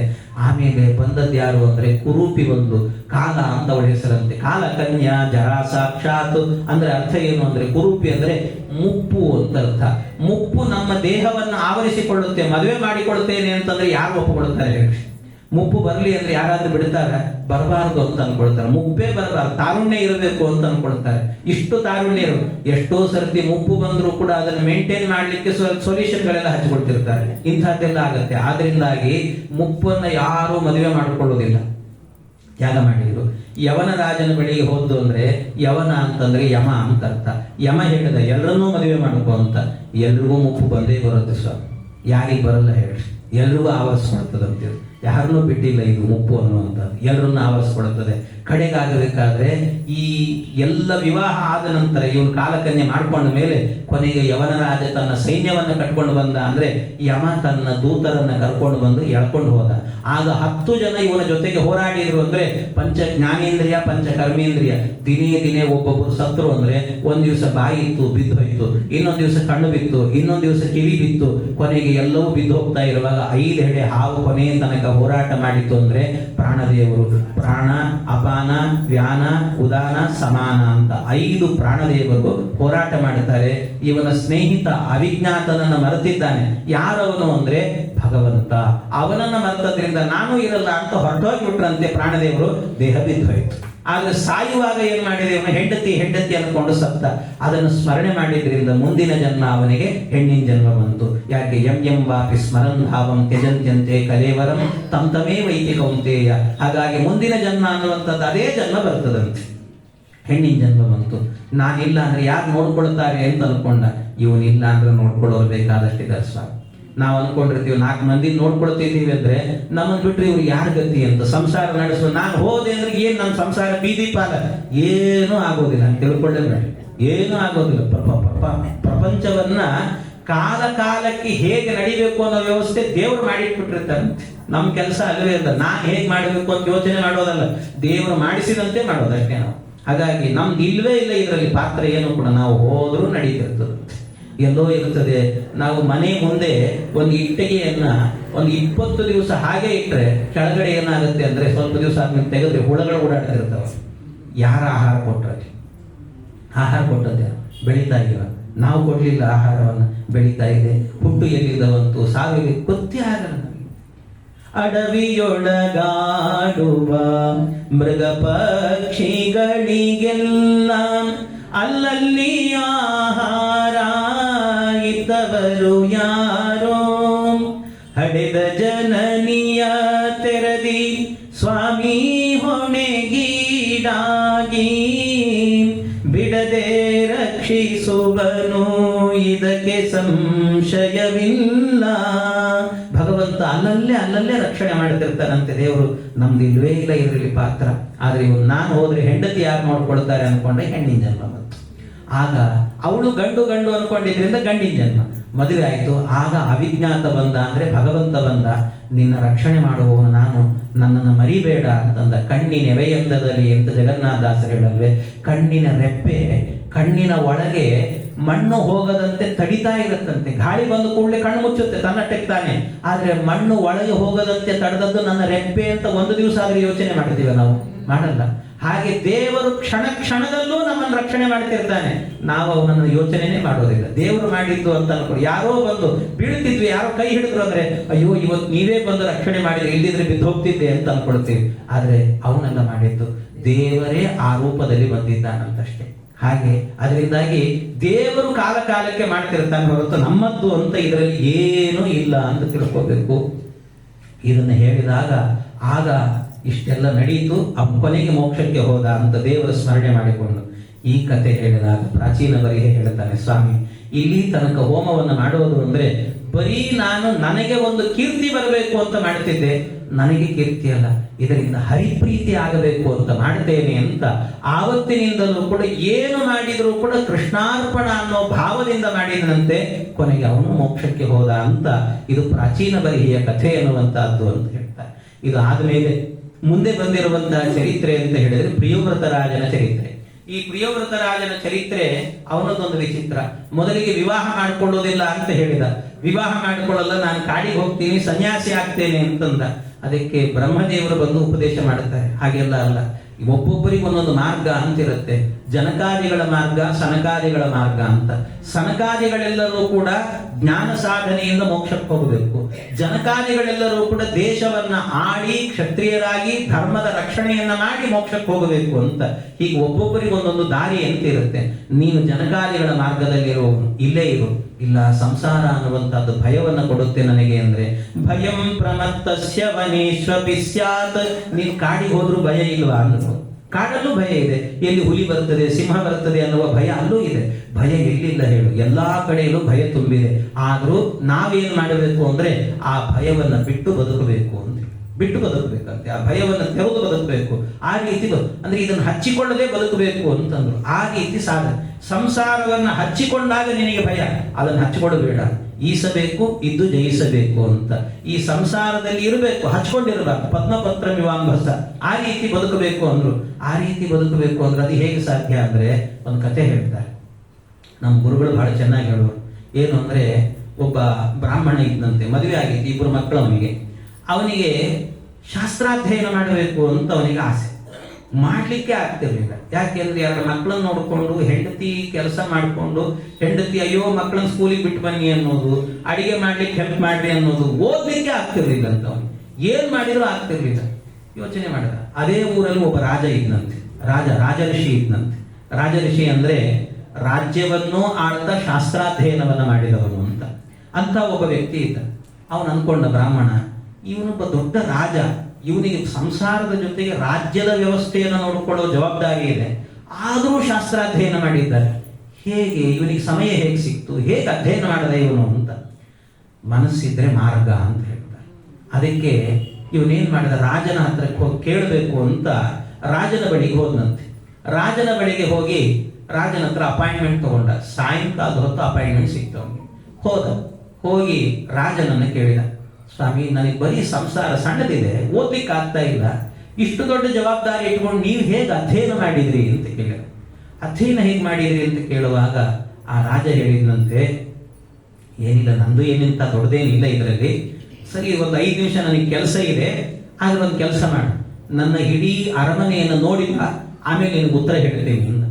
ಆಯ್ತು ಅಂತ ಹೇಳಿ ಇವನು ಅರಮನೆ ನೋಡಿ, ಕತ್ಲಾಗ್ತಾ ಇತ್ತು, ದೀಪ ಕೊಟ್ಟ ಕೈಯಲ್ಲಿ ಒಂದು ದೀಪ ಹಿಡ್ಕೊಂಡು ಹೋದ್. ಮತ್ತೆ ದೀಪ ಆರಿಸ್ಕೋಬೇಡ, ಅದು ದಾರಿ ಕಾಣಲ್ಲಿ, ನಿನಗೆ ಹೋಗಿ ಬಾ, ಸರಿಯಾಗಿ ನೋಡ್ಕೊಂಬ ಅಂತ. ಆಯ್ತು ಅಂತ ಇಡೀ ಅರಮನೆಯನ್ನೆಲ್ಲ ಸುತ್ತು ಹೊಡೆದು ಬಂದು ಎದುರುಗಡೆ ನಿಂತಂತೆ, ರಾಜನ ಎದುರುಗಡೆ ನಿಂತಾಗ, ಎಲ್ಲ ನನ್ನ ಅರಮನೆ ನೋಡಿ ಬಂದ್ಯಾ ಅಂತ ಕೇಳ. ಹಾ ನೋಡಿದೆ ಅಂದ.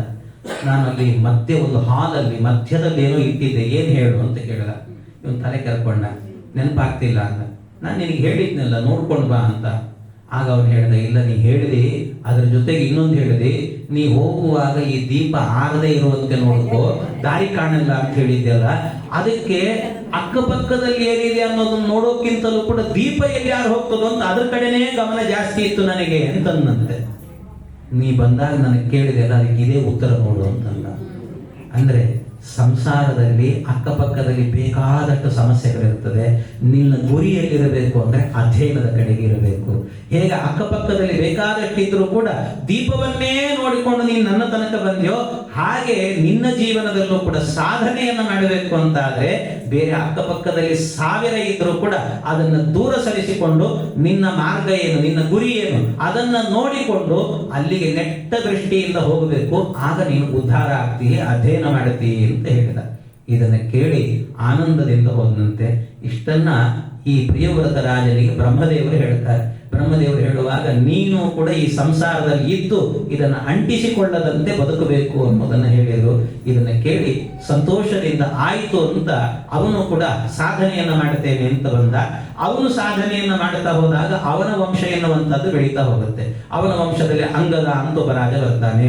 ಆಮೇಲೆ ಆಗ್ನೇದ್ರ ಅಂತ ರಾಜ, ಆಗ್ನೇದ್ರನ ಮಗ, ಮುಂದೆ ಅನೇಕರು, ನಾಭಿ ಅಂತ ಅದೇ ವಂಶದಲ್ಲಿ ಬಂದವನು ನಾಭಿರಾಜ.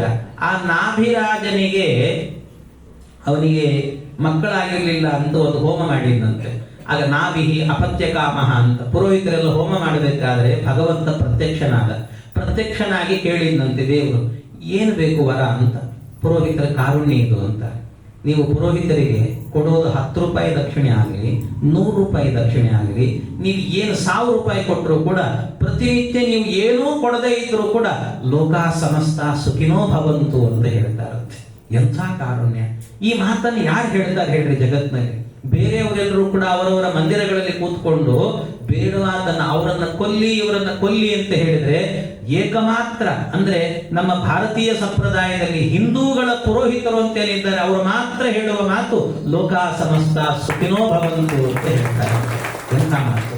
ಅದರಿಂದಾಗಿ ಅಂಥ ಮಾತನ್ನು ಹೇಳುವವರು ಅವ್ರು ಹೇಳಿದ್ರಂತೆ, ಇವನು ಒಂದು ಸಂತಾನ ಬೇಕು ಅಂತ ಹೇಳಲಿಲ್ಲ, ನಿನ್ನಂತ ಮಗ ಬೇಕು ಅಂತ ಹೇಳಿದರು. ದೇವರು ಹೇಳ್ತಾರೆ, ನನ್ನಂತೆ ಯಾರಿದ್ದಾರೋ, ನನಗೆ ನಾನೇ ಸದೃಶ, ಮತ್ತಾರೂ ಇಲ್ಲ, ದೇವರಂತೆ ಮತ್ತೊಬ್ಬ ಇಲ್ಲವೇ ಇಲ್ಲ, ಅದ್ವಿತೀಯ ಪರಮಾತ್ಮ, ನನ್ನಂತೆ ಇಲ್ಲ.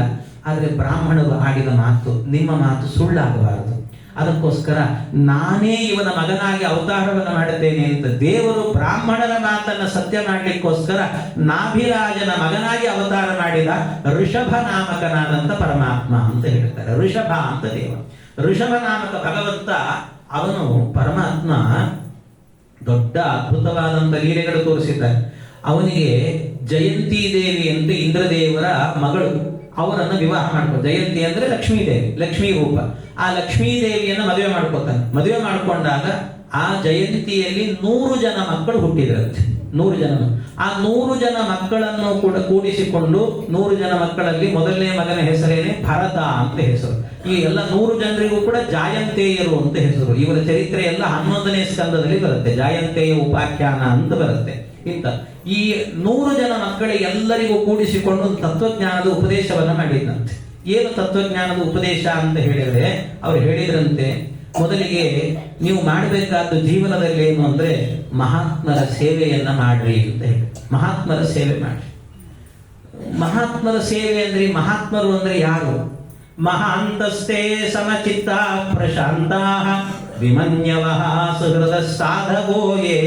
ಅವ್ರು ಹೇಳಿದ್ರು ಮಹಾತ್ಮರು ಯಾರು ಅಂದ್ರೆ ಮಹಾಂತಸ್ಥೆ ಸಮಚಿತ್ತ, ಯಾರು ಸುಖ ದುಃಖಗಳನ್ನ ಒಂದೇ ರೀತಿಯಲ್ಲಿ ಸ್ವೀಕಾರ ಮಾಡುತ್ತಾರೆ, ಹಿಕ್ಕೋದು ಕುಗ್ಗೋದು ಮಾಡೋದಿಲ್ಲ. ಇನ್ನಷ್ಟೇ ಇಲ್ಲ, ಸಮಚಿತ್ತ ಪ್ರಶಾಂತ, ಯಾವಾಗಲೂ ಶಾಂತವಾಗಿರ್ಬೇಕಂತೆ. ವಿಮನ್ಯವ, ಸಿಟ್ಟು ಇರಬಾರದು ಅಂತೇಳಿ. ಸಾಧವ, ಸಜ್ಜನರಾಗಿರಬೇಕಂತೆ. ಸುಹೃದ, ಒಳ್ಳೆ ಹೃದಯವಂತರಾಗಿರಬೇಕು. ಇವರನ್ನ ಮಹಾತ್ಮರು ಅಂತ ಕರೀತಾರೆ. ಮತ್ತೆ ಇನ್ಯಾರು ಅಂದ್ರೆ, ಇದಕ್ಕಿಂತಲೂ ಕೂಡ ಇನ್ನೊಂದು ದೊಡ್ಡ ಗುಣ ಏನು ಅಂದ್ರೆ, ಅವರಲ್ಲಿ ಜ್ಞಾನ ತುಂಬಿರಬೇಕು. ಜ್ಞಾನ ಎನ್ನುವುದು ತುಂಬಿರಬೇಕು. ಜ್ಞಾನ ತುಂಬಿದವರನ್ನ ಮಹಾತ್ಮರು ಅಂತ ಕರಿಬೇಕಂತೆ. ಯಾರ್ಯಾರನ್ನು ಮಹಾತ್ಮರು ಅಂತ ಕರಿಬೇಡ್ರಿ. ವಾದರಾಜ ಸ್ವಾಮಿಗಳು ಹೇಳ್ತಾರೆ. ವಾದರಾಜರು ಹೇಳಬೇಕಾದ್ರೆ ಒಂದು ಮಾತು ಹೇಳ್ತಾರೆ. ಏನು ಅಂದ್ರೆ, ಗುಣದಿಂದಾಗಿ ಅವನನ್ನ ಮಹಾತ್ಮ ಅಂತ ತಿಳಿಬೇಕಂತೆ. ನಾಕಾರೇಣ ಧನೇನವ ಅಂತ, ಅವನ ಆಕಾರವನ್ನ ಧನವನ್ನ ನೋಡಿ ತಿಳಿಬಾರದು ಅಂತ ಹೇಳ್ತಾರೆ. ಅವರ ಗುಣೇನೈವ ಮಹತ್ವಂ ಸ್ಯಾತ್, ಗುಣದಿಂದಲೇ ಮಹತ್ವ ಅಂತ. ಇವನು ಮಹಾತ್ಮ ಅಂತ ಹೇಳುವಾಗ ಅವನಲ್ಲಿ ಗುಣ, ಯಾವ ಗುಣ ಅಂದ್ರೆ ಮುಖ್ಯವಾದ ಗುಣವೇ ಜ್ಞಾನ ಅಂತ ಹೇಳ್ತಾರೆ. ಜ್ಞಾನವನ್ನ ನೋಡಿ ಅವನನ್ನು ತೂಗಬೇಕು ಅಂತ. ನಾಕಾರೇಣ ಧನೇನವ, ಅವನಲ್ಲಿ ಸಂಪತ್ತಿದೆ ಅನ್ನೋದಕ್ಕೋಸ್ಕರ ಅವನನ್ನ ಮೇಲೆತ್ತಿ ಕೂಡಿಸಬೇಡ. ಅವನಲ್ಲಿ ಒಂದು ಆಕಾರ ಇದೆ. ನಮ್ದೆಲ್ಲ ಹೀಗೆ ಆಗಿದೆ. ವಾದರಾಜ ಸ್ವಾಮಿಗಳು ಬೈತಾರೆ ಅದನ್ನ. ವಾದರಾಜ ಯುಕ್ತಿ ಮಲ್ಲಿಕೆಯಲ್ಲಿ ಹೇಳುವಾಗ ನಾ ಆಕಾರೇಣ ಧನೇನವ ಅಂತ. ಆಕಾರ, ಯಾರು ದೊಡ್ಡದಾಗಿ ಒಂದು ಅಕ್ಷತೆ ಅಂಗಾರ ಹಚ್ಚಿಬಿಟ್ಟಿರ್ತಾರೋ, ದೊಡ್ಡ ದೊಡ್ಡ ನಾಮ ಹಚ್ಚಿರ್ತಾರೋ, ದೊಡ್ಡ ಜುಟ್ಟಿರುತ್ತೋ, ನೋಡ್ಲಿಕ್ಕೆ ಲಾಟ್ ಆಗಿರ್ತಾರೆ, ಇಂಥವ್ರೆಲ್ಲ ಮಹಾತ್ಮರು. ಹಾಗನ್ಕೋಬೇಡಿ, ಅವರ ಒಳಗೆ ಜ್ಞಾನ ನೋಡಿ ಅಂತ ಹೇಳ್ತಾರೆ. ಜ್ಞಾನವನ್ನ ನೋಡಿ ಇವನನ್ನ ಮಹಾತ್ಮ ಅಂತ ತಿಳಿಯಿರಿ. ಹಾಗಾಗಿ ಯಾರು ಮಹಾತ್ಮರಿರ್ತಾರೋ ಅವರ ಸೇವೆಯನ್ನ ಮಾಡ್ರಿ ಅಂತ ಮಕ್ಕಳಿಗೆ ಉಪದೇಶ ಮಾಡಿದರು.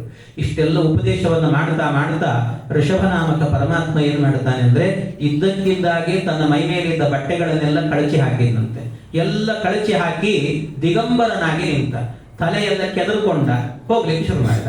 ಒಂದು ಈ ನಮ್ಮ ದಕ್ಷಿಣ ಕನ್ನಡದಲ್ಲಿ ಕಲ್ಲೂರು ಅಂತ ಒಂದು ಊರು ಬರುತ್ತೆ, ಅಲ್ಲಿ ಹತ್ತಿರದಲ್ಲಿ ಒಂದು ಕೊಡಚಾದ್ರಿ ಅಂತ ಒಂದು ಊರಿದೆ. ಅಲ್ಲಿಗೆ ಕಾಡು, ಆ ಕಾಡಿನ ಒಳಗೆ ಹೋಗ್ಬಿಟ್ನಂತೆ. ಅಲ್ಲಿ ಹೋದ ನಂತರ ಕಾಡಿಗಿಚ್ಚು ಬಂತು. ಕಾಡಿಗಿಚ್ಚು ಬಂದಾಗ ಎಲ್ಲ ಸುಟ್ಟು ಹೋಯ್ತು. ಇವನು ಹೋದ ಅಂತ ಅನ್ಕೊಂಡ್ರು. ಎಷ್ಟೋ ದಿವಸ ಆದ ನಂತರ ಒಬ್ಬ ವ್ಯಕ್ತಿ ಬಂದಂತೆ. ಅವನ ಹೆಸರು ಏನು ಅಂತಂದ್ರೆ, ಅವನಿಗೆ ಬಹಳ ಹೆಸರುಗಳಿದ್ದಾವೆ. ಅವನ ಹೆಸರು ಅರ್ಹನ್ ಅಂತ ಹೆಸರಂತೆ. ಅರ್ಹನ್, ಆರ್ಹತ, ಅರಿಹಂತ ಎಲ್ಲ ಅವನ ಹೆಸರುಗಳು. ಅವನು ಬಂದು ನೋಡಿದ, ಎಲ್ಲ ಕಾಡೆಲ್ಲ ಸುಟ್ಟು ಹೋಗಿತ್ತು. ಯಾರು ಇಲ್ಲಲ್ಲ ಅಂದ. ಯಾರು ಇಲ್ಲ ಅಂತ ನೋಡ್ದ, ಮೇಲೆ ಯಾರೋ ಕಾಣಿಸಿದ್ರು. ಯಾರು ಅಂತ ನೋಡಿದ್ರೆ ಈ ಭಗವಂತ ಋಷಭನಾಮಕ ಪರಮಾತ್ಮ ದಿಗಂಬರನಾಗಿ ಕೂತಿದ್ದಾನೆ. ದಿಗಂಬರನಾಗಿ ಕೂತಂತ ಇವನನ್ನು ನೋಡುವಾಗ ಇವನು ಕೇಳಿದಂತೆ ಕೆಳಗಿದ್ದರೆ, ಯಾರು ನೀನು ಅಂತ ಕೇಳಿದ. ಭವತ್ಕಃ ಅಂತ ಕೇಳಿದ ಒಂದ್ಸರ್ತಿ, ಯಾರು ನೀನು ಅಂತ ಕೇಳಿದ ಕೂಡಲೇ ಅವನು ಹೇಳಿದ, ವಾಸುದೇವೋಹಂ ಅಂದ. ನಾನೇ ವಾಸುದೇವ ಅಂದ. ಅವನು ವಾಸುದೇವ ಅಂದ ಕೂಡಲೇ ಕೆಳಗೆ ನಿಂತಂತ ಅರಿಹಂತ ತಿಳ್ಕೊಂಡ. ಅವನು ಹೇಳಿದ್ದು ಅವನು ವಾಸುದೇವ ಅಂತ, ಇವನು ತಿಳಿದದ್ದು ನಾನು ವಾಸುದೇವ ಅಂತ ತಿಳ್ಕೊಂಡ. ಇವನೇ ವಾಸುದೇವ ಅಂತ ತಿಳ್ಕೊಂಡ. ಅವನು ವಾಸುದೇವ ಅಂತ ತಿಳ್ಕೊಂಡು ಅವನು ಹೇಗಿದ್ದ, ದಿಗಂಬರನಿದ್ದ. ನಾನು ದಿಗಂಬರನಾಗಬೇಕು. ಅವನು ಕೂದಲೆಲ್ಲ ಕಿತ್ಕೊಂಡಿದ್ದ. ನಾನು ಕೂದಲು ಕಿತ್ಕೊಳ್ಬೇಕು, ಇದೇ ನನ್ನ ಧರ್ಮ ಅಂತ. ಅದರಿಂದಲೇ ಒಂದು ಪರಂಪರೆ ಹೊರಟೋಯ್ತಂತೆ. ಆ ಪರಂಪರೆಗೆ ಹೆಸರು ಏನು ಅಂದ್ರೆ ಜೈನ ಪರಂಪರೆ ಅಂತ ಹೇಳ್ತಾರೆ. ಋಷಭನಿಂದ ಹೊರಟಂತ ಒಂದು ಪಂಥ ಇದು ಅಂತ ಅವ್ರದ್ದು ಅದೇನೇ ಧರ್ಮ. ಏನು ಅಂದ್ರೆ ಅಹಿಂಸಾ ಪರಮೋ ಧರ್ಮ. ಆಮೇಲೆ ಕೇಶೋಲ್ಲುಂಟನಂ ಪರಮೋ ಧರ್ಮ. ತಮ್ಮ ಕೂದಲನ್ನು ತಾವೇ ಕಿತ್ಕೊಳ್ಬೇಕು. ಯಾಕೆ ಅಂದ್ರೆ ಇನ್ನೊಬ್ರು ಕಿತ್ತು ಹಾಗಿಲ್ಲ, ಅದನ್ನು ತಮ್ಮ ಕೂದಲ ಇದೊಂದು ಧರ್ಮ ಅಂತ ಹೇಳ್ತಾರೆ. ಅದು ಯಾಕೆ ಕೂದಲು ಕಿತ್ತೀರಿ ಅಂತ ಕೇಳಿದ್ರೆ ಅವ್ರು ಹೇಳೋದೇನು ಅಂದ್ರೆ ಅಹಿಂಸಾ ಪರಮೋ ಧರ್ಮ. ಅಹಿಂಸೆ, ಇನ್ನೊಬ್ಬರಿಗೆ ಹಿಂಸೆ ಕೊಡಬಾರದು ಅಂತ.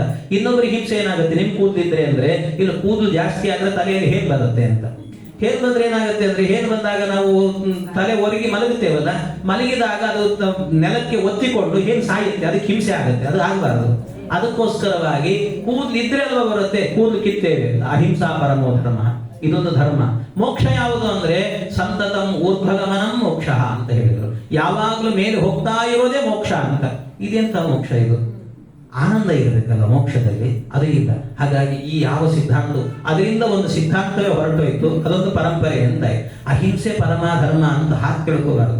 ಯಾವುದು ಧರ್ಮ ಅಂತ ಹೇಳಿದ್ರೆ ನೋಡಿ, ಧರ್ಮ ಅನ್ನುವಂಥದ್ದನ್ನು ಅರ್ಥ ಮಾಡ್ಕೊಳ್ಳೋದು ಬಹಳ ಕಷ್ಟ. ಆ ಧರ್ಮದ ಬಗ್ಗೆ, ಧರ್ಮಸ್ಯ ವಚನಂ ಶ್ರೇಯ ಧರ್ಮಜ್ಞಾನ ಅಂತೂ ದುಷ್ಕರಂ ಅಂತ ಹೇಳ್ತಾರೆ. ಧರ್ಮದ ಬಗ್ಗೆ ಮಾತಾಡೋದು ಸುಲಭ, ಧರ್ಮವನ್ನು ಅರ್ಥ ಮಾಡಿಕೊಳ್ಳೋದು ಬಹಳ ಕಷ್ಟ ಅಂತ ಹೇಳ್ತಾರೆ. ಧರ್ಮಶಾಸ್ತ್ರ ಹೇಳುವಾಗ ಒಂದು ಮಾತನ್ನು ಹೇಳುತ್ತೆ, ಏನು ಅಂದ್ರೆ ಯಾರು ತಂದೆ ಬದುಕಿರ್ತಾನಲ್ಲ ಅವನು ಹೆಣದ ಸ್ಪರ್ಶವನ್ನ ಮಾಡಬಾರದು ಅಂತ. ತಂದೆ ತಾಯಿಗಳಿದ್ದವರು ಮಾಡಬಾರದು ಅಂತ. ಈಗ ಒಂದು ಹೆಣ ಬಿದ್ದಿದೆ, ಅದನ್ನ ಎತ್ಕೊಂಡು ಹೋಗಬೇಕು, ಇಲ್ಲೋ ಏನ್ ಮಾಡ್ಬೇಕು? ಎತ್ಕೊಂಡು ಹೋಗ್ಬೇಕು. ಅಲ್ಲ, ತಂದೆ ಇದ್ದಾನಲ್ಲ, ತಂದೆ ತಾಯಿ ಇದ್ದಾರೆ, ಮುಟ್ಟಬಾರ್ದಲ್ಲ. ಅದಕ್ಕೆ ಬೇರೆಯವರು ಎತ್ಕೊಂಡು ಹೋಗ್ಲಿ, ಅವನು ಮುಟ್ಟಬಾರದು. ಅಲ್ಲ, ಯಾರು ಎತ್ಕೊಳ್ಲಿಕ್ಕೆ ಯಾರು ಇಲ್ಲ, ಅವಾಗ ಏನ್ ಮಾಡ್ಬೇಕು? ಆಗ ಆ ಹೆಣವನ್ನು ಎತ್ತಿ ಸ್ಮಶಾನ ತನಕ ತಗೊಂಡು ಹೋಗು ಅನ್ನೋದು ಧರ್ಮಶಾಸ್ತ್ರ. ಮೊದಲು ಹೇಳುತ್ತೆ ಮಕ್ಕಳಿಗೆ ತಂದೆ ತಾಯಿ ಇದ್ರೆ ಮುಟ್ಟಬಾರದು ಅಂತ ಹೇಳಿದೆ. ಅದೇ ಧರ್ಮಶಾಸ್ತ್ರ ಮುಂದೆ ಹೇಳುತ್ತೆ ಏನು ಅಂದ್ರೆ ಇದು ಇಲ್ಲ, ಧರ್ಮ ಇದು ಮಾಡಿ ಅಂತ ಹೇಳುತ್ತೆ. ಅದಕ್ಕೆ ಯಾರು ಎತ್ಕೊಂಡು ಹೋಗ್ಲಿಕ್ಕೆ ಯಾರು ಗತಿ ಇಲ್ಲ ಅಂದ್ರೆ ಎತ್ಕೊಂಡು ಹೋಗ್ಲಿ ಅಂತ ಹೇಳುತ್ತೆ. ಅವನಿಗೆ ಎಷ್ಟು ಅಂದ್ರೆ ಅವನು ಅಂಥ ವ್ಯಕ್ತಿ ಒಂದೇನಾದ್ರೂ ಆ ಹೆಣವನ್ನು ಎತ್ಕೊಂಡು ಹೋದ ಅಂದ್ರೆ ಹೆಜ್ಜೆ ಹೆಜ್ಜೆಗೆ ಒಂದೊಂದು ಅಶ್ವಮೇಧ ಯಾಗ ಮಾಡಿದ ಪುಣ್ಯ ಎನ್ನುವಂತಹದ್ದಿದೆ ಅಂತ ಹೇಳುತ್ತೆ. ಅಂದ್ರೆ ಆದರೆ ಅದರ ಜೊತೆಗೆ ಇನ್ನೊಂದು ಮಾತು ಹೇಳುತ್ತೆ, ಏನು ಅಂದ್ರೆ ನೀನು ಎತ್ತಿಕೊಂಡು ಹೋಗಿ ಈ ಸಂಸ್ಕಾರ ಮಾಡಿ ಬಂದ ನಂತರ ತಂದೆ ತಾಯಿಗಳಿಗೆ ಹೇಳಬೇಡ ಅಂತ. ಯಾಕೆ ಅವ್ರಿಗೆ ಬೇಜಾರಾಗತ್ತಂತೆ. ಅದನ್ನ ಹೇಳ್ಬೇಕು. ಧರ್ಮಶಾಸ್ತ್ರ ಅದರಿಂದ ಧರ್ಮ ಅಂತ ನಾವು ಏನೇನೋ ಬಡಬಡ ಅಂತ ಪಡಾಯಿಸಿಬಿಡುವುದು ಬಹಳ ಸುಲಭ, ಆದ್ರೆ ಅದರ ಮರ್ಮವನ್ನ ಅರಿಯೋದಿದೆಯಲ್ಲ ಬಹಳ ಕಷ್ಟ ಅಂತ ಹೇಳ್ತಾರೆ. ಹಾಗಾಗಿ ಧರ್ಮ ಅನ್ನುವಂತಹದ್ದು ಯಾವ್ದಾವುದನ್ನು ನಾವು ಕೇಶೋಲ್ಲುಂಟನ ಅದು ಇದು ಅಂತ ತಿಳ್ಕೊಳ್ಳೋದಲ್ಲ, ಯಾವ ಕಾಲಕ್ಕೆ ಯಾವುದು ಧರ್ಮ ಅನ್ನೋದನ್ನ ಅರ್ಥ ಮಾಡಿಕೊಳ್ಬೇಕಂತೆ. ಹಾಗೆ ಅದರಿಂದ ಅದರಲ್ಲಿ ಆ ಶಾಸ್ತ್ರದಲ್ಲಿ ಆ ಧರ್ಮ ಎನ್ನುವಂತಹದ್ದಿಲ್ಲ ಅನ್ನೋದನ್ನ ಬೇರೆ ಬೇರೆ ಕಡೆ ಪ್ರತಿಪಾದನೆ ಮಾಡಿದ್ದಾರೆ. ಇದು ಆದ ಮೇಲೆ ದೇವರು ಕೂತಿದ್ದಾನೆ, ಮತ್ತೊಬ್ಬ ಬಂದ. ಅವನ ಹೆಸರು ಏನು ಅಂದ್ರೆ ಕ್ರಮು ಅಂತ ಹೆಸರು. ಕ್ರಮು ಅನ್ನುವವನು ಬಂದಾಗ ಆ ಕ್ರಮು ನೋಡಿದ, ಎಲ್ಲ ಯಾರು ಇಲ್ಲ, ಮೇಲೆ ನೋಡಿದ, ಆ ದೇವರು ಕಾಣಿಸಿದ ಋಷಭ. ಯಾರು ನೀನು ಅಂತ, ಭವಾನ್ ಕಹ ಅಂತ ಕೇಳಿದ ಕೂಡಲೇ ಅವನು ಹೇಳಿದ ವಾಸುದೇವ ಬಂದ. ಇವನು ವಾಸುದೇವ ಬಂದಾಗ ಹಿಂದಿನವನು ಬಂದಾಗ ತಿಳ್ಕೊಂಡದ್ದೇನು ಅಂದ್ರೆ ನಾನು ವಾಸುದೇವ ಅಂತ ತಿಳ್ಕೊಂಡ. ಇವನೇನ್ ತಿಳ್ಕೊಂಡ, ನಾನಲ್ಲ, ಜಗತ್ನಲ್ಲಿರೋರೆಲ್ಲ ವಾಸುದೇವ ಅಂತ ತಿಳ್ಕೊಂಡ, ಎಲ್ಲರೂ ದೇವರು ಅಂತ ತಿಳ್ಕೊಂಡ. ಅವನಿಂದ ಒಂದು ಪಂಥ ಹೊರಡಿತು. ಆ ಪಂಥಕ್ಕೇನೆ ಮಾಯಾವಾದ ಅಂತ ಹೆಸರು. ಮಾಯಾವಾದ ಅಂತ, ನಾನೇ ದೇವರು ಅನ್ನುವ ವಾದ. ಹೀಗೆ ಒಂದು ವಾದ ಎನ್ನುವಂತಹದ್ದು. ಈ ಎರಡಕ್ಕೂ ಕೂಡ ಮೂಲ ಋಷಭನಾಮಕ ಪರಮಾತ್ಮ. ಆಮೇಲೆ ಭರತ ಚಕ್ರವರ್ತಿ ದೇಶವನ್ನ ಆಳ್ತಾನೆ. ಅವನ ಆಳ್ವಿಕೆ ಎನ್ನುವುದು ಬಹಳ ಸುಂದರವಾಗಿತ್ತು. ಅವನ ಆಳಿದ ಮೇಲೆ ಅವನು ಕೂಡ ಜನ್ಮಾಂತರಗಳನ್ನು ಪಡೆದು ಜಡಭರತನಾಗಿ ಹೋಗುವಂತಹದ್ದು. ಆಮೇಲೆ ಬ್ರಹ್ಮಾಂಡದ ವರ್ಣನೆ ಇದೆಲ್ಲವೂ ಕೂಡ ಬರುತ್ತೆ. ನಾಳೆಯ ತನಕದಲ್ಲೂ ಕೂಡ ನಾವು ಆಲ್ಮೋಸ್ಟ್ ಹತ್ತಿರದಲ್ಲಿ ಕೃಷ್ಣನ ಕಥೆಯ ತನಕದಲ್ಲೂ, ಅಂದ್ರೆ ಕೃಷ್ಣನ ಕಥೆಗೆ ಹೆಚ್ಚು ಒತ್ತನ್ನು ಕೊಟ್ಟು ಅಲ್ಲಿಯ ತನಕದಲ್ಲೂ ಕೂಡ ಸ್ವಲ್ಪ ವೇಗದಿಂದ ತೆಗೆದುಕೊಂಡು ಹೋಗ್ತೇನೆ, ಸಹಕರಿಸಬೇಕು ಅಂತ ಹೇಳ್ತಾ ಇಂದಿನ ಉಪನ್ಯಾಸ ಕೃಷ್ಣಾರ್ಪಣಮಸ್ತು. ಹರೇ ರಾಮ ರಾಮ ರಾಮ ಹರೇ ಹರೇ.